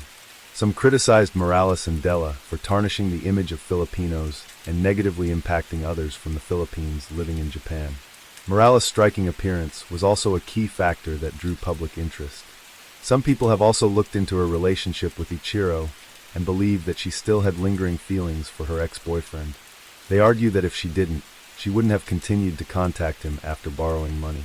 Furthermore, despite owing money to many people, she chose to exact revenge on Ichiro's parents. If her motivation was purely to resolve financial disputes, such extreme actions wouldn't have been necessary. Therefore, some speculate that her motive was likely tied to a complicated mix of love and hatred toward Ichiro. Despite the outside speculation, the police continued their investigation, hoping that Morales would eventually cooperate. 2 months after the crime, Morales and Della were charged with premeditated murder. As of now, the trial has not yet begun. What role Morales, who remained silent, actually played in this crime remains to be seen. Story 4. A smart building equipped with surveillance cameras everywhere and requiring residents to swipe their cards to enter. A place so secure that it made everyone living there feel completely at ease. But who would have thought that such a place would become the scene of a strange murder in a locked room? The perpetrator not only stole valuable items, but also ruthlessly murdered the female homeowner. So how did the killer manage to cleverly avoid all the surveillance cameras and know the victim's family schedule? Upon investigation, the police discovered that the culprit was a firefighter. What could have driven him to commit such a crime? This complex and intriguing case later became a significant example used in police academy training. Today, let's delve into the mysterious locked room murder case involving a firefighter in Hong Kong. Let's first turn back the clock to September 30th, 2003. That morning at 9:39 a.m., the emergency services received a distress call from a man. In the call, he frantically stated that his wife was unconscious and urged them to quickly arrive at the scene. The ambulance swiftly arrived at a residential building in Saiwan, Hong Kong. When the paramedics reached the 19th floor, the man who had reported the incident was already standing outside the door, anxiously waiting. As soon as the paramedics arrived, he led them into the bedroom. There, they found a middle-aged woman of average build lying on the bed with bruises on her neck and a towel draped over it. Her shirt was pulled up to her chest, and her shorts were pulled down to her knees, exposing her underwear. The paramedics approached to check on her and found that the woman was no longer breathing, but her body hadn't yet gone cold. They immediately rushed her to Queen Mary Hospital nearby for emergency care. On the way, the paramedics continuously performed CPR on the victim. Unfortunately, despite their efforts, the woman could not be saved. She was pronounced dead at 10:08 a.m., and the devastating news was relayed to her husband, who was anxiously waiting outside the emergency room. After the body was taken to the morgue, the police began questioning the man. His name was Liang Wingxing, and the victim was his wife, Lau Chioyin, who was 43 years old. The couple had been married for 18 years and had 2 children, a 16-year-old daughter and a 14-year-old son. In life, Lau Chioyin worked as an office worker at a printing company. She was not only a devout Buddhist, but also a very dutiful daughter. She would visit her parents in Kowloon several times a week and often brought her husband and children along for dinner. On her days off, she would take her elderly parents out for tea and conversation. According to their neighbors, this family of 4 lived a very harmonious and happy life. The couple seemed to love each other deeply, and their children were well behaved and polite. Lau Chioyin dressed modestly and had a quiet personality. Every morning at 8 a.m. she would burn incense in front of her home. How could a middle-aged woman, living such a peaceful and happy life, become the target of such a brutal attack? Had she made an enemy somewhere along the way? Let's first hear the testimony of the victim's husband, Liang Wingxing. He mentioned that he had been home on leave due to a minor injury from a car accident earlier in the month. Liang Wingxing had a routine of going for a morning run if he wasn't working. On that particular morning, he woke up around 6 a.m. to prepare breakfast for their children before they left for school. By around 8 a.m., he went out for a run in the nearby park while his wife was still asleep. He told her that he would bring back breakfast. When he returned home around 9:30 a.m., he went into the bedroom to change clothes and found his wife lying on the bed. Her clothes disheveled and she wasn't breathing. He immediately called emergency services. Upon looking around, he noticed that the drawers in the house appeared to have been rummaged through. After checking, he found that 6,000 Hong Kong dollars in cash, a gold necklace, and a gold ring were missing. Additionally, he mentioned that every day, his wife would leave the house around 9 a.m. to go to work and would take out the trash on her way out, disposing of it in the dumpster downstairs. However, when he returned home that day, he found the trash can empty, leading him to suspect that the robber had overpowered his wife while she was taking out the trash, brought her back to the apartment, and then committed the robbery and murder. The case was then handed over to the Major Crimes Unit for investigation. The couple's 2 children also confirmed that they woke up around 6:30 a.m. that morning to get ready for school. The son mentioned that he had opened the door to his parents' bedroom and saw that they were still asleep, so he didn't disturb them. It appears that the time frame for Lau Chioyin's murder was likely between 8 a.m. and 9:30 a.m. after Liang Wingxing had gone out, and the motive of the killer seemed to be financial. The perpetrator must have been very familiar with the family's routines, knowing that the husband went for a morning run and the specific times the children left for school. However, killing someone for just 6,000 Hong Kong dollars, a gold necklace, and a gold ring seems like an enormous risk. Could this have been a staged scene to mislead the police? The fact that Lau Chioyin's clothes were disheveled raises the question of whether the attacker intended to sexually assault her, or if it was simply part of a larger plan. With these questions in mind, the police reviewed the building's surveillance footage. This apartment was purchased by Liang Wingxing over 20 years ago. While the building is somewhat old, the security has always been good. Residents need to swipe a card to enter, and all common areas and stairwells are equipped with surveillance cameras. Despite reviewing the footage, the police did not spot anyone suspicious entering between 8 a.m. and 9:30 a.m. Could someone have entered the building earlier and hidden, waiting for the right moment to strike? Pursuing this line of thought, the police reviewed the surveillance footage from the 12 hours leading up to the incident, but found nothing. This raised the possibility that the killer might be a resident of the building. The police then conducted a thorough check of all the residents in the building, but eventually they were all ruled out as suspects. With no leads from the surveillance footage, the autopsy report became even more critical. The report revealed that Lao Chuan had not been sexually assaulted. There were marks on her neck consistent with being strangled by an object like a towel, and the cause of death was determined to be asphyxiation due to strangulation. On the afternoon of the murder, around 3 p.m., when the forensic team examined the body, it had already become fully rigid. The rectal temperature was recorded between 86.9 degrees west and 87.8 degrees south. Typically, a human body begins to stiffen 2 to 3 hours after death, and becomes fully rigid within 9 to 12 hours. The rectal temperature also decreases over time. Based on these factors, along with the ambient temperature and other conditions at the scene, it was estimated that the victim's time of death was between 1 a.m. and 4 a.m. However, this time frame greatly differs from the time of death inferred from the statements of Liang Wingxing and his children. So what method did the killer use to deceive everyone, causing such a significant discrepancy between the estimated time of death and the forensic findings? Additionally, the forensic team discovered traces of a sleep aid in Lao Chuan's body, indicating that she had taken sleeping pills. This was something Liang Wingxing had not mentioned at all. Faced with these inconsistencies, the police made a surprising move at 7:30 p.m. that evening by arresting the person who reported the crime, Liang Wingxing, the victim's husband. In response to the handcuffs, he protested, saying, "My wife just died and now I'm being treated like a suspect." In fact, the police hadn't waited for the autopsy report to start suspecting him. Their suspicions began shortly after they arrived at the scene, not long after receiving the emergency call. Liang Wingxing, also 43 years old like his wife, had previously served as a Chinese military before 1997. After Hong Kong was handed back to China, he transitioned to working as a firefighter and had extensive experience in rescue operations. On the day of the murder, Liang Wingxing first called the emergency services instead of the police. He explained that he initially tried calling the police, but no one answered, so he switched to calling the emergency medical services. What's strange is that, despite being an experienced rescue worker, he didn't immediately perform CPR on his wife. He claimed that he didn't attempt CPR because his wife had already stopped breathing and had no pulse, so he believed it would be useless. However, in the past, when faced with patients who had also stopped breathing and had no pulse, he didn't give up so easily, and even managed to save some of them. An even more puzzling detail is that he seemed certain his wife was dead and didn't need resuscitation, yet he still called the hospital's emergency services. When questioned by the police, Liang Wingxing justified his actions by saying, "I was afraid that if my children saw their mother in such a state, they would be traumatized, so I wanted to have her body taken away quickly. That's why I called for an ambulance."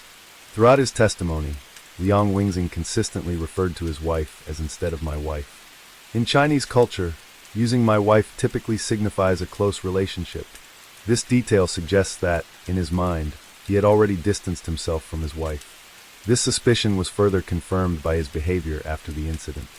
Despite his wife being severely injured, Liang Wingxing did not stay by her side to protect her. Instead, he waited outside the door for the rescue workers to arrive. Moreover, he immediately began counting the valuables in the house, and then proceeded to tidy up the place. These actions are not typical of a husband who has just witnessed his wife being harmed. When questioned by the police, Liang Wingxing responded fluently, as if he was well versed in the perpetrator's actions. He even offered a plausible theory that the crime was a botched robbery that escalated into murder, which suggests he was attempting to steer the investigation in a particular direction. Although his behavior was highly suspicious, the police lacked concrete evidence at that time to take action, so they refrained from making any immediate moves. It wasn't until the autopsy report came back, revealing inconsistencies in the time of death and the fact that Lao Chuan had ingested sleeping pills, that the suspicions became clearer. This led them to arrest Liang Wingxing for further investigation. As predicted, his cooperative demeanor suddenly changed. He stopped cooperating with the police, and when faced with their questions, he remained silent, refusing to say a word. Further investigation revealed that in 1996, the victim, Lao Chi-Ween, had purchased a life insurance policy naming Liang Wing-sing as the beneficiary. The policy was worth $90,000, a significant amount of money for anyone at that time. Just 2 months before the murder, Liang Wing-sing purchased a personal accident insurance policy worth $50,000. The policy did not specify a beneficiary, but it clearly stated that if either spouse died, the surviving spouse would receive the full compensation. Then, just 1 day before the murder, Liang Wing-sing called his insurance agent to inquire about the details of the compensation. However, since the agent was on maternity leave, she couldn't provide the information he wanted. The following day, the agent received another call from Liang Wing-sing. This time, he was crying, claiming that his wife had been murdered, and he urgently requested the insurance claim process to be expedited. It's highly unusual for someone to be focused on claiming insurance immediately after their beloved spouse has been brutally killed. This behavior only heightened the police's suspicions about Liang Wing-sing. However, since there was no concrete evidence to charge him, and given that his son's testimony mentioned seeing both parents asleep early in the morning around 6 a.m., the police had no choice but to release Liang Wing-sing on bail after holding him for 48 hours. The bail was set at 5,000 Hong Kong dollars. As he walked out of the police station, Liang Wing-sing shouted to the reporters waiting outside, "I am innocent." He criticized the media for their coverage, saying it had led the entire Hong Kong public to believe he was a wife killer, which had put tremendous pressure on him and his 2 children. He argued that since the police didn't have enough evidence to charge him, he must be innocent. Liang Wing-sing then turned the tables on the reporters, asking if I were the killer, how could the police possibly release me? Have you ever heard of a murderer being granted bail? Where is the justice? But in reality, it's not uncommon for murderers or robbers to be granted bail. It just means that the punishment is delayed. However, Liang Wing-sing's bold justifications didn't hold up for long, as he was unaware that on the very night he was released on bail. 2 crucial witnesses voluntarily went to the police station to provide vital information.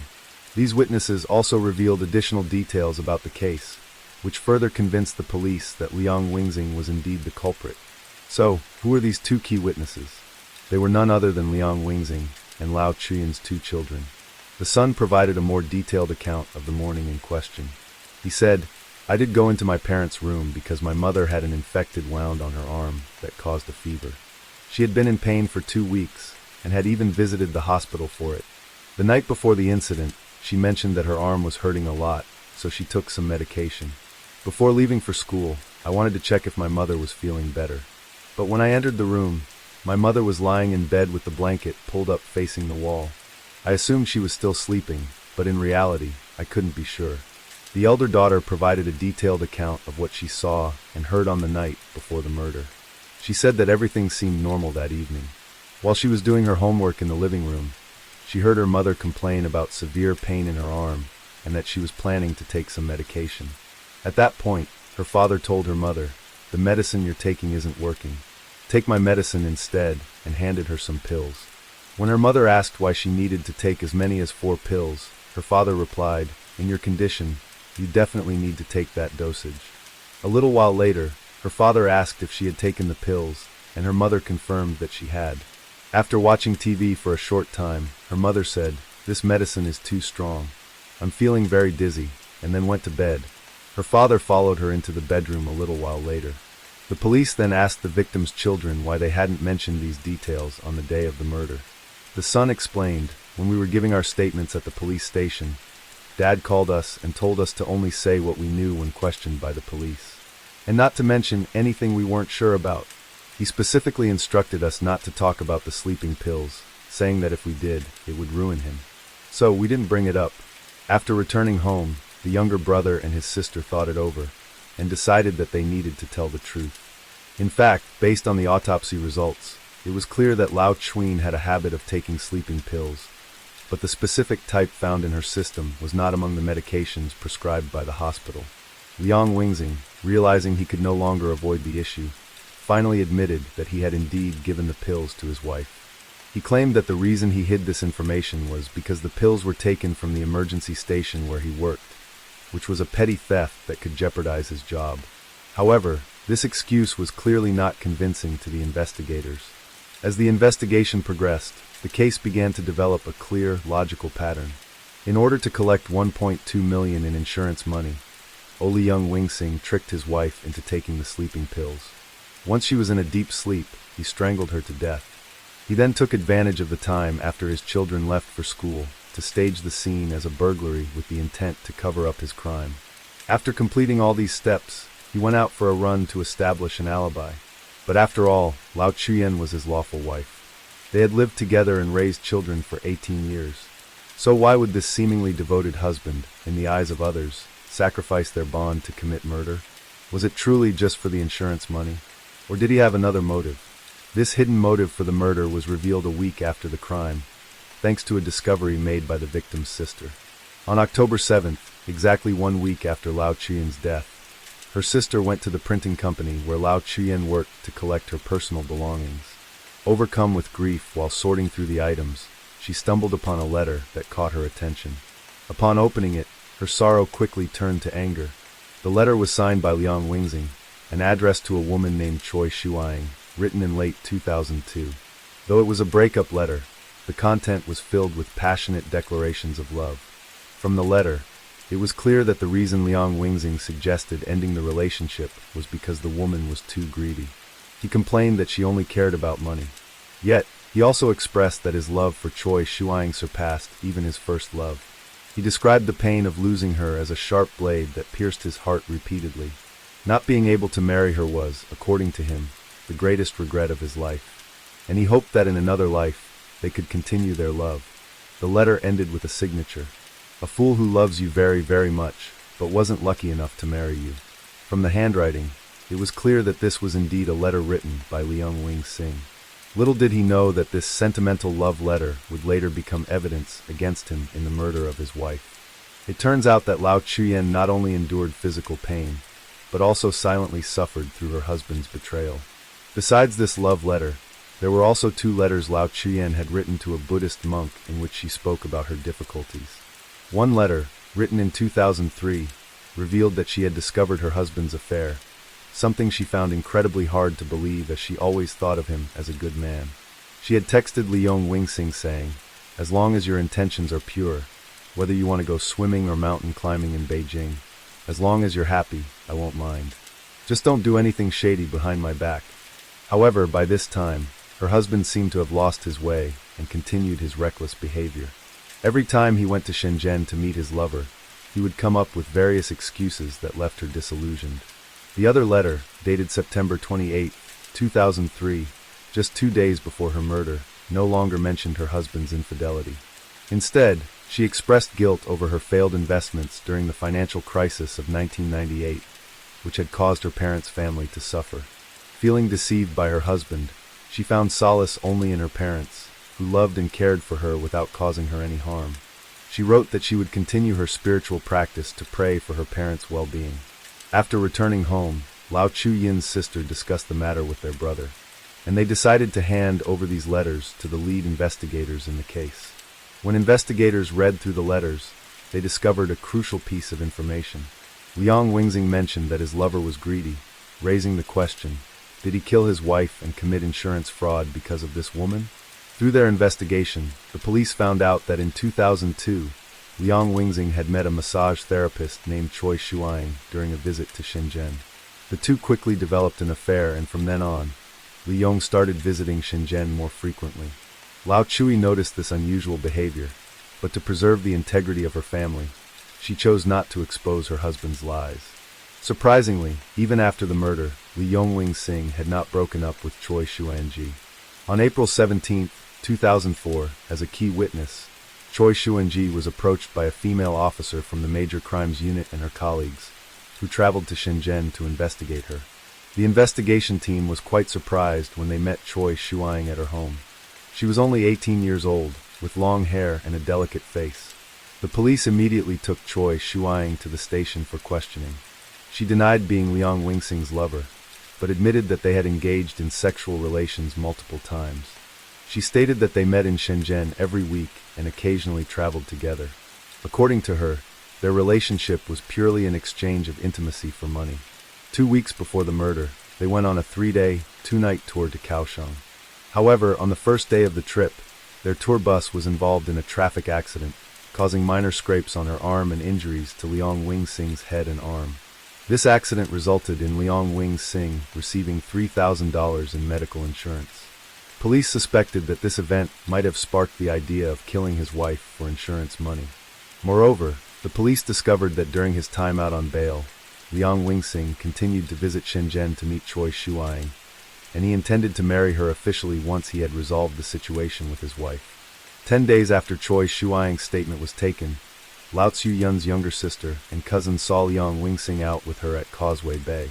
They confronted him, saying, "Our sister's body isn't even cold, and you're already openly parading around with your mistress." Leong Wing-sing responded, "It's been half a year since the incident. It's normal for me to feel lonely and fall in love with someone else." He then disappeared into the crowd with Choi Shuang. In this case, the police believed their suspicions were close to the truth, but they still needed more concrete evidence to convict Leong Wing-sing. Over the year following the murder, forensic experts worked meticulously to trace the ownership of small pieces of evidence found at the crime scene. They even used archaeological methods to divide the crime scene into 1,000 small grid squares using string, collecting evidence from each square, including clothing fibers, fabric strands, hair, skin tissue, and more. If the possibility of a third person entering the home could be ruled out, then the theory of a break-in, robbery, and rape could also be dismissed. In other words, they needed to find evidence that didn't exist to solve this case, an even harder task than finding existing evidence. Ultimately, they found no evidence indicating that an outsider had entered the home. In the bedroom, there were only Leong Wing-sing and the victim. On both ends of the scarf found near the victim's neck, fibers were found that contained skin cell tissue from Leong Wing-sing's palm. Additionally, fibers from Leong Wing-sing's clothing were discovered on the victim's clothes, suggesting that he had made physical contact with her while strangling her.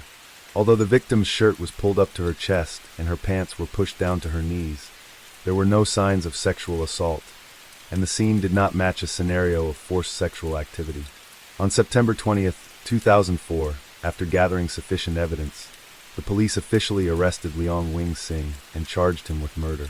In court, Leong Wing-sing denied the accusation of killing his wife. He explained that he didn't perform CPR on his wife because he was too panicked at the time and forgot that he was a trained first responder, something he deeply regretted.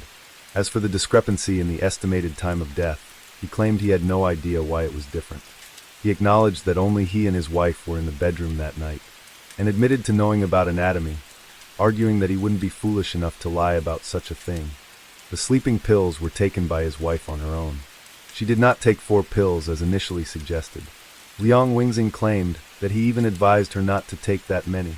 He believes his son may have misheard and thought he had given the pills to his wife. Later, Leong Wing-sing asked his son not to mention the incident, fearing that his son didn't fully understand the situation. Regarding his relationship with Choi Shuang, he stated that it was purely a physical one, and that he never intended to marry her. He emphasized that he could not have killed his wife over a woman he did not love. In the end, the jury deliberated for 7 hours before unanimously finding Leong Wing-sing guilty of murder. The judge harshly criticized his actions, which deprived his children of their mother and sentenced him to life in prison. Upon hearing the verdict, Leong Wing-sing was visibly shaken.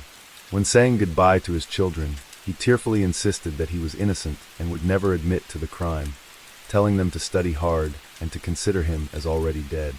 Many years later, both children grew up. His eldest daughter graduated from the University of Hong Kong and became a statistician. After getting married and having children, she continued to visit her father in prison once a month.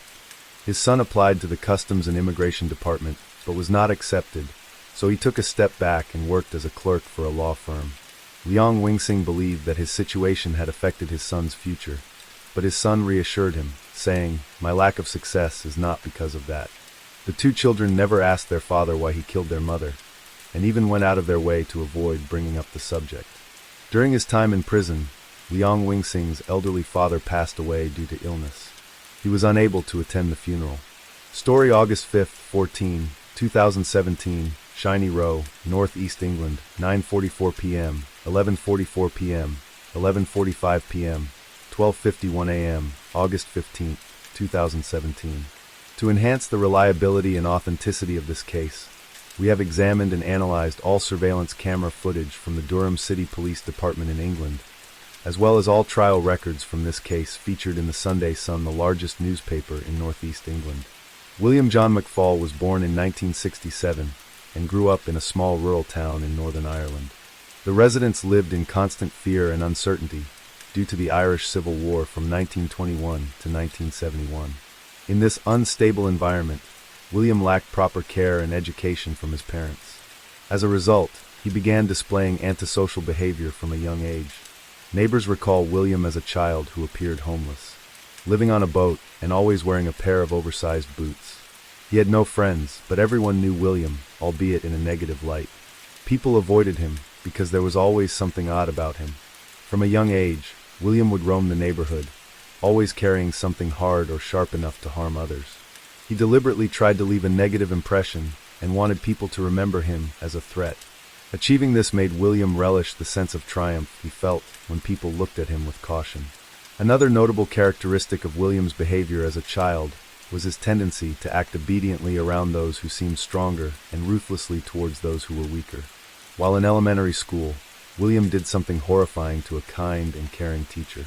One day, he broke into the school through a window and cruelly killed all the fish in teacher's aquarium.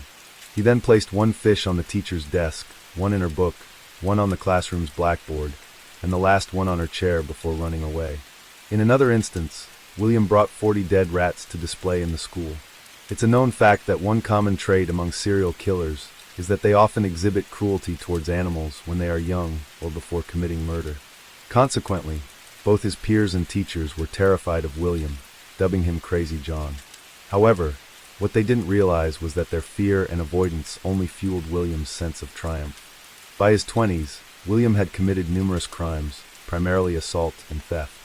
Then in early May 1996, at the age of 29, William heard a rumor that an elderly neighbor, 86-year-old Martha Gilmore, had a large sum of cash hidden under her bed. On the morning of Sunday, May 5, 1996, William took a heavy metal object and went to Martha's house. Martha, who could barely walk due to back pain and arthritis, didn't respond when William rang the doorbell twice, mistakenly thinking no one was home.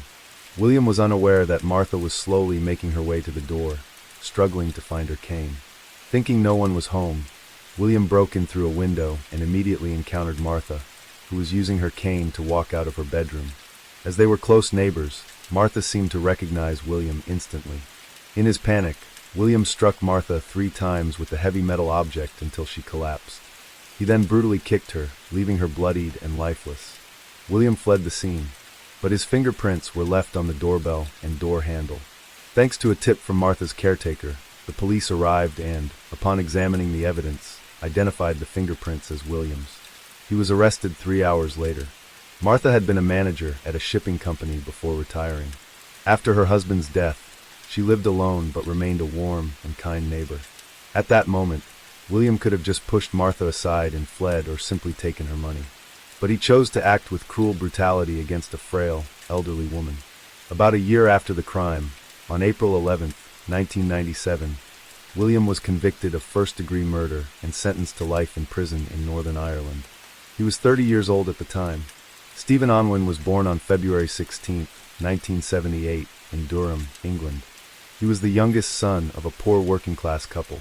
His difficult upbringing led to many negative actions. At 13, Stephen set fire to a large truck and stole everything inside. Over the following years, he committed numerous thefts, muggings, and assaults, accumulating a long criminal record. Unlike typical burglaries where the perpetrator would flee after stealing, Stephen would set fire to the house, believing the fire would destroy all evidence of his crime. In the summer of 1998, when Stephen turned 20, he befriended an elderly neighbor named John Greenwell, a retired pharmacist aged 73. However, Stephen's intentions were far from good in forming this friendship. Knowing that John was a kind and wealthy old man, suffering from cancer and mostly bedridden, Stephen decided to approach him. He aimed to get close to John to spy on his house for valuable items and seize the opportunity to steal them when the time was right. On December 25, 1998, Stephen sneaked into John's house and stole an expensive Chanel camera. After stealing the camera and preparing to leave, for some reason, he changed his mind and went upstairs to John's bedroom. There he saw John lying alone watching TV. Stephen then attacked John, pressing the camera against his neck. To ensure John's death, he stabbed him with a sharp object he had prepared. Stephen then took the TV and a tape recorder from the house and left. Of course, he didn't forget to set the house on fire on his way out. After discovering the crime scene, the police were dispatched to investigate.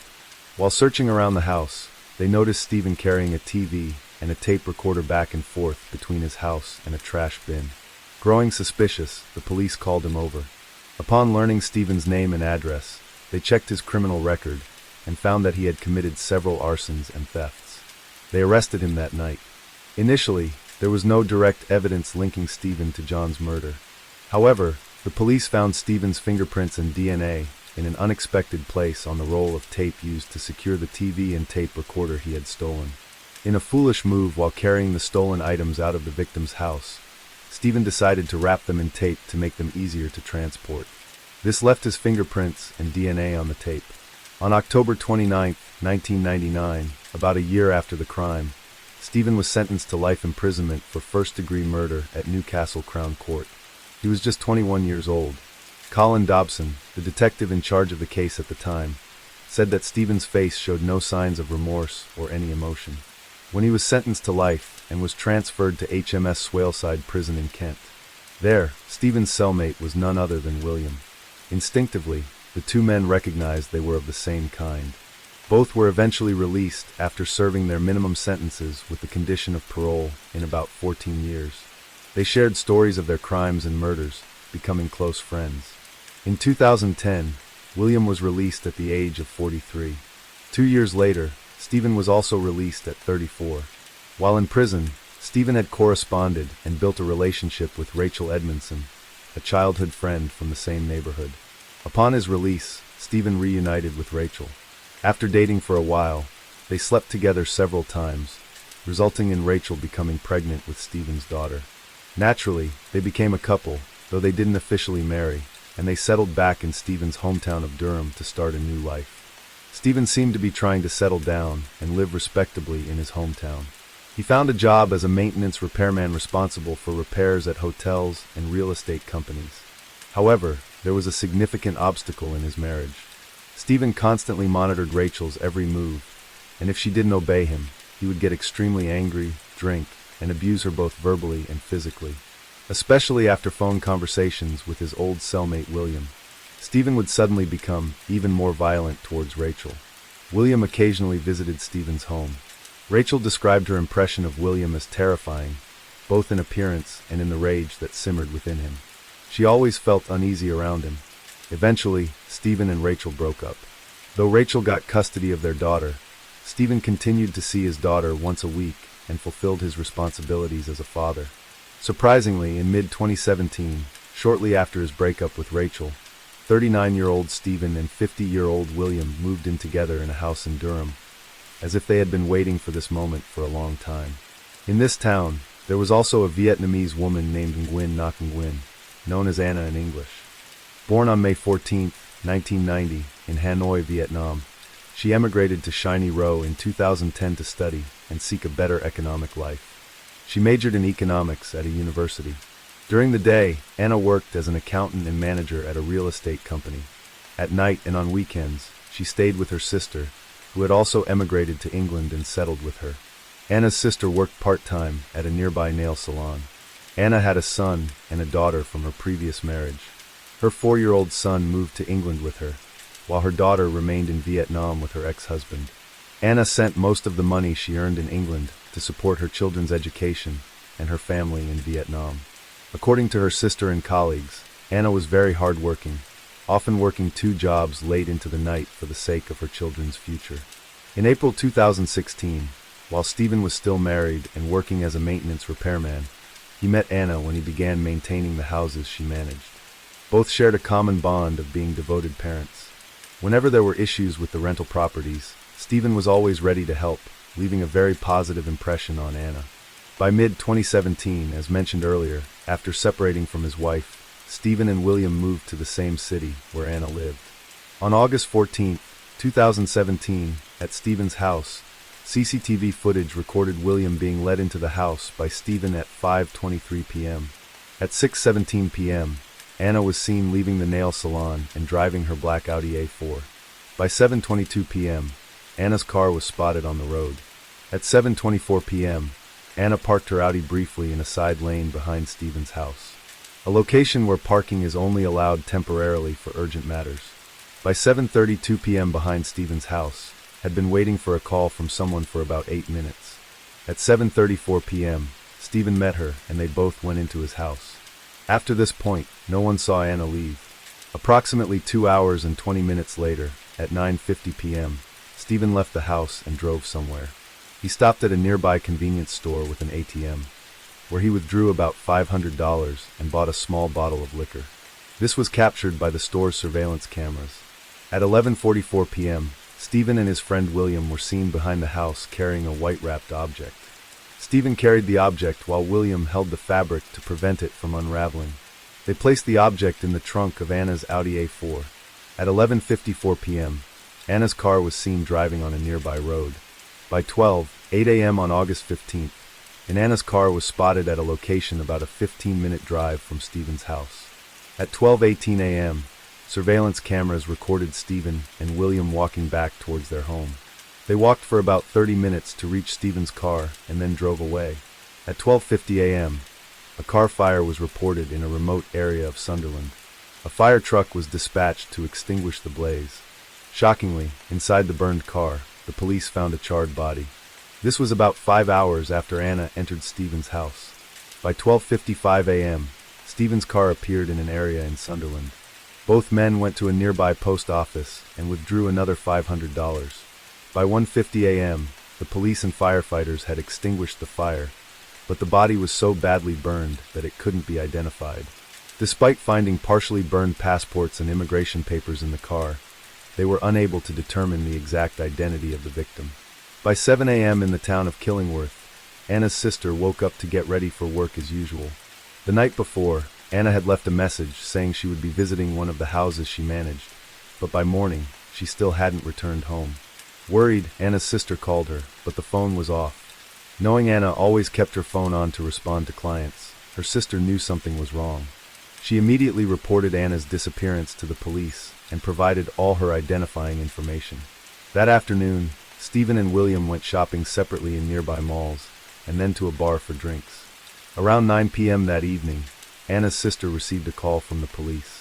They informed her that Anna's Audi had been found completely burned out on the side of the road in a remote village with a charred body inside, suspected to be Anna's. Dental records were used to identify and confirm the body.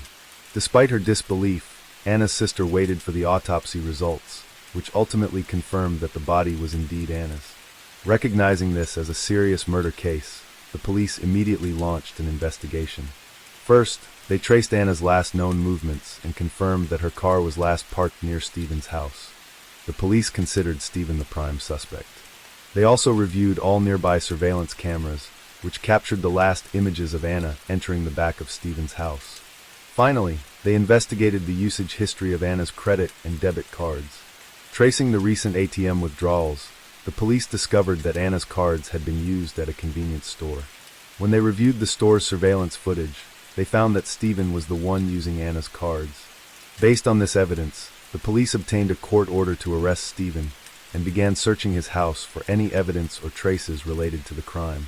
DNA samples collected from Anna's toothbrush and mask matched the DNA found in places in Stephen's house. Additionally, CCTV footage revealed that another man, named William, had also been present at the house. William was subsequently arrested as an accomplice. All these events transpired within 48 hours of Anna entering Stephen's house, where she was last seen. About 6 months after their arrest, on February 20th, 2018, the first trial began before a jury at Newcastle Crown Court. The following content reenacts the trial records between Newcastle prosecutor Jamie Hill and the defendants Stephen and William, as reported by the Sunday Sun, the largest newspaper in northeast England. Prosecutor Jamie Hill addressed the jury, stating, "The defendants are charged with the murder of a woman named Anna, whose Vietnamese name is Nguyen Ngoc Nguyen. During our investigation, we collected phone calls, text message exchanges between the defendants Stephen and William, as well as surveillance footage around Stephen's house, which all helped to uncover the truth of that day. Anna, 28, immigrated to England in 2010, graduated from university, and lived with her 4-year-old son. She was a petite woman, standing 5 feet 2 inches and weighing 125 pounds. While living and working in England, she assisted many immigrants who lacked the necessary documentation or permits to live and work in the UK, helping them secure housing.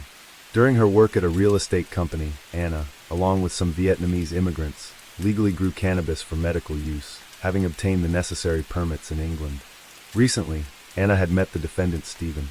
Based on phone data from the defendants, we have determined that Stephen stole cannabis without Anna's consent. Stephen took a small amount home to profit from it. It is possible that Stephen and his accomplices targeted Anna to acquire the entire crop. On the day of the incident, August 14, 2017, Anna was working at a nail salon with her sister. She then went to meet a real estate agent in Gateshead to sign a lease agreement for one of the buildings she managed. She also visited another building in the Stanley area, and finally, for unclear reasons, she unexpectedly visited Stephen's house in Shiny Row. Her image was captured at the back of his house at 7:24 p.m. that evening. It is likely that Anna did not intend to stay long at Stephen's house. Anna only parked temporarily on the side road behind his house, and upon receiving a message from Stephen, she left her handbag in the car and went inside. About 4 hours after entering the house, a white cloth-covered object believed to be Anna's body was recorded on CCTV being carried out the back door. To clarify what terrible events occurred during those 4 hours in Stephen's house, we will now interrogate the defendant along with thoroughly collected forensic evidence. The following is a reconstruction of the interrogation during the trial between Prosecutor Hill and Defendant Stephen. Prosecutor Hill: Defendant Stephen: How did you know Anna? Stephen: My job was maintaining facilities at a real estate company, and she was the manager in charge of those properties, so we got to know each other. Prosecutor Hill: Were you too close? Stephen: Yes, of course. We had some common interest from the moment we met, and I helped her a lot. I went to many of the houses she managed to fix things that were broken. She relied on me a lot. Prosecutor Hill: You said you were close to her. What made you two become closer? Stephen: No, we were just friends who met at work. However, I knew she had a bit of a crush on me. Prosecutor Hill: Why did she come to your house on August 14, 2017? Stephen: I was at home resting with my friend William, when suddenly Anna texted me saying she wanted to grow her cannabis in a larger space and would come over to ask if I knew of a good place. Prosecutor Hill: So you knew she was growing cannabis. Did you also grow cannabis at home? Stephen: No, except for trying a little bit when I was younger. I have never seen or used cannabis. As her friend, I just wanted to help her out. Prosecutor Hill: What did she do after entering your house? Stephen: After discussing the cannabis growing location and talking about some repairs for the house we managed, she left right away. Prosecutor Hill: Is that so? But there is no camera footage showing her leaving the house. Stephen: I don't know, maybe because she was small, she got out of the camera's view due to the walls. Prosecutor Hill: Loudly: Are you insulting our intelligence, defendant? Prosecutor Hill: The forensic evidence collected from your house and the scientific findings tell a completely different story. Stephen: I don't know. Prosecutor Hill then addressed the entire court. Let's talk about the truth of that day. After recovering the data from Anna's mobile phone, we found that she didn't know William was also at Stephen's house at that time. The defendants exchanged texts for an hour before she arrived, specifically at 6:16 p.m. We also recovered a message William sent to Stephen that said, "Today we will humiliate that Chinese girl." William was waiting in the house, and as soon as Anna entered with Stephen, he knocked her out with an unidentified blunt weapon. Both of them then restrained her. They brutally beat Anna, who was writhing in pain, then tore off all her clothes and humiliated her. The bloodiest scene was right next to the dining table, in front of the living room. It was so horrific that blood splattered up to the ceiling. Stephen at this point could only mutter meaningless phrases like, "I didn't do anything, it wasn't me." Prosecutor Hill: What do you mean? Stephen: It wasn't me. I was talking business with Anna at the table when my daughter called. So I went to the backyard to take the call, and when I came back and I heard a loud thud and Anna screaming by the dining table, I rushed in to see William using his right foot to stomp on Anna's face, who was on the floor with a rope around her neck. He yelled something about cannabis. I tried my best to stop him, but I was too shocked and scared to push him away. A few seconds later, she passed out, and I thought she had died right there. Prosecutor Hill, pressing more intensely. But why did you lie earlier, saying she left the house on her own? Stephen, I was scared. Anyway, I am absolutely not the kind of person who could harm her, and I had no reason to do so. Prosecutor Hill, it seems the defendant still doesn't grasp the situation. We're not done yet. Anna's DNA and bodily fluids were found on several items in your house. First, on the gun barrel, we found Anna's DNA and fluids. This means after beating her with the gun, the defendants used the barrel to assault her sexually. Why did you do this? Stephen, stammering, I never did that. I know the gun belongs to William. I have never even seen that gun. Prosecutor Hill, then what is this video? Isn't this your house? Stephen, I don't know. Prosecutor Hill, presenting the second piece of evidence. Anna's DNA was found on the tip of this toy sword. What did you do with this? Stephen, I gave it to Anna's 4-year-old son that day. She thanked me for the gift and probably touched it then, transferring her DNA. Prosecutor Hill, typically when people touch a toy sword, they hold the handle. Who touches the tip? Moreover, we didn't find her DNA on the handle. Stephen remained silent. Prosecutor Hill, our third crucial piece of evidence. A significant amount of Anna's DNA was found on Marvel-branded underwear discovered in your house, especially in the crotch area. After incapacitating her, you assaulted her multiple times. Stephen, I don't know what you're talking about. This is ridiculous. Prosecutor Hill, I'll say it again. Anna's DNA was found on the underwear you wore that day. Not just the underwear, but also on the pants you wore. Do you still deny this? Stephen, I'll tell the truth. We did have a relationship, but it was only once 3 days before the incident on August 11th. Anna and I had sex at my house. Prosecutor Hill, is that so?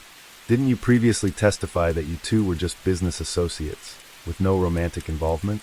If she had a relationship with you at your house on August 11th, is that why your pants and underwear had so much of her DNA? Stephen, yes, that's correct. Prosecutor Hill, we anticipated you might come up with such an excuse.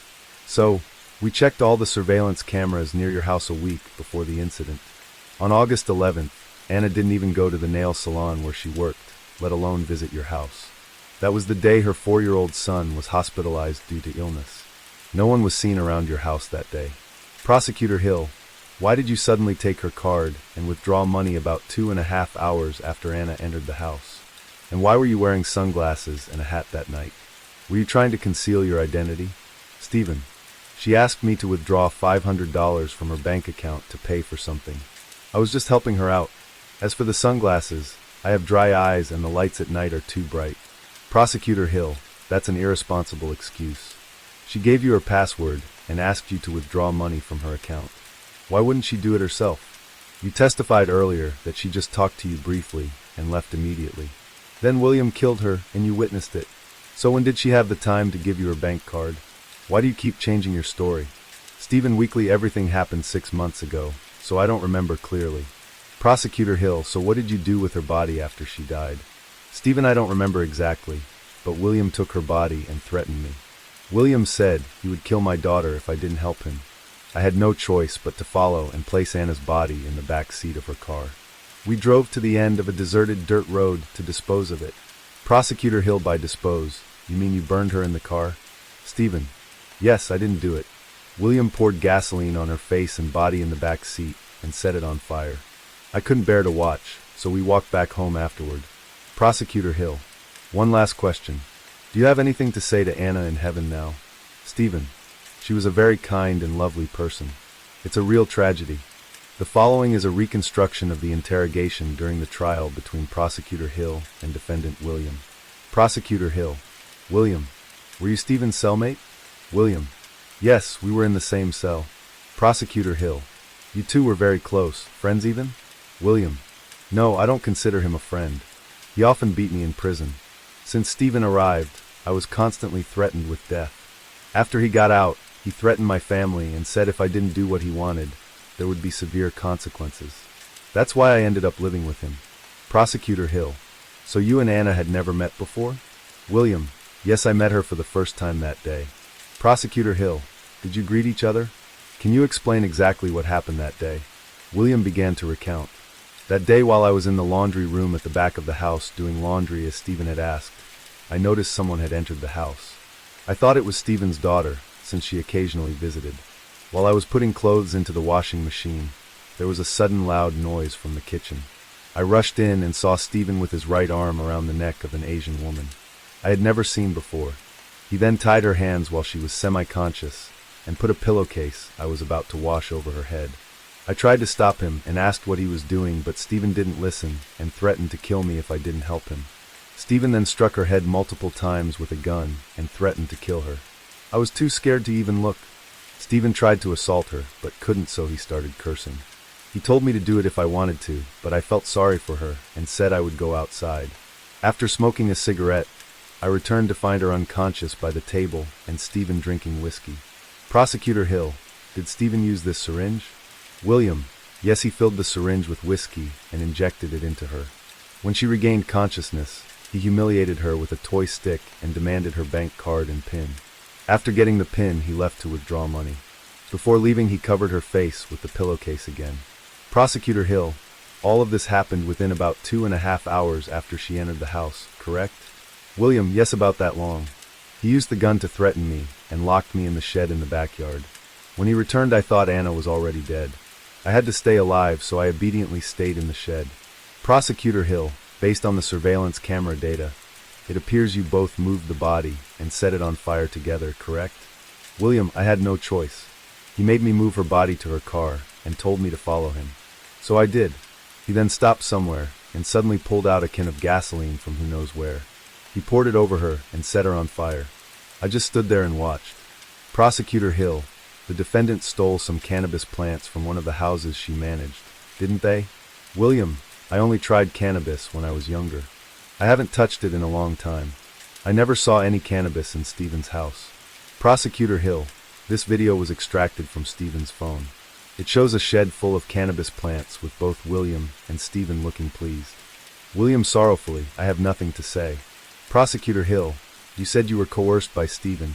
So what about this message sent an hour before Anna arrived at the house? This is your message to Stephen. Today we will humiliate that Chinese girl. Everyone in the courtroom was stunned at William's response. In March 2018, during the intense legal battle in court, the opinion of a forensic expert who performed the autopsy on Anna was revealed, shocking everyone present. Ash from the fire was found inside her body, specifically in her lungs. What does this mean? It proves that she was still alive and breathing, at least up until the moment they poured gasoline on her face and body and set her on fire. She was burned alive.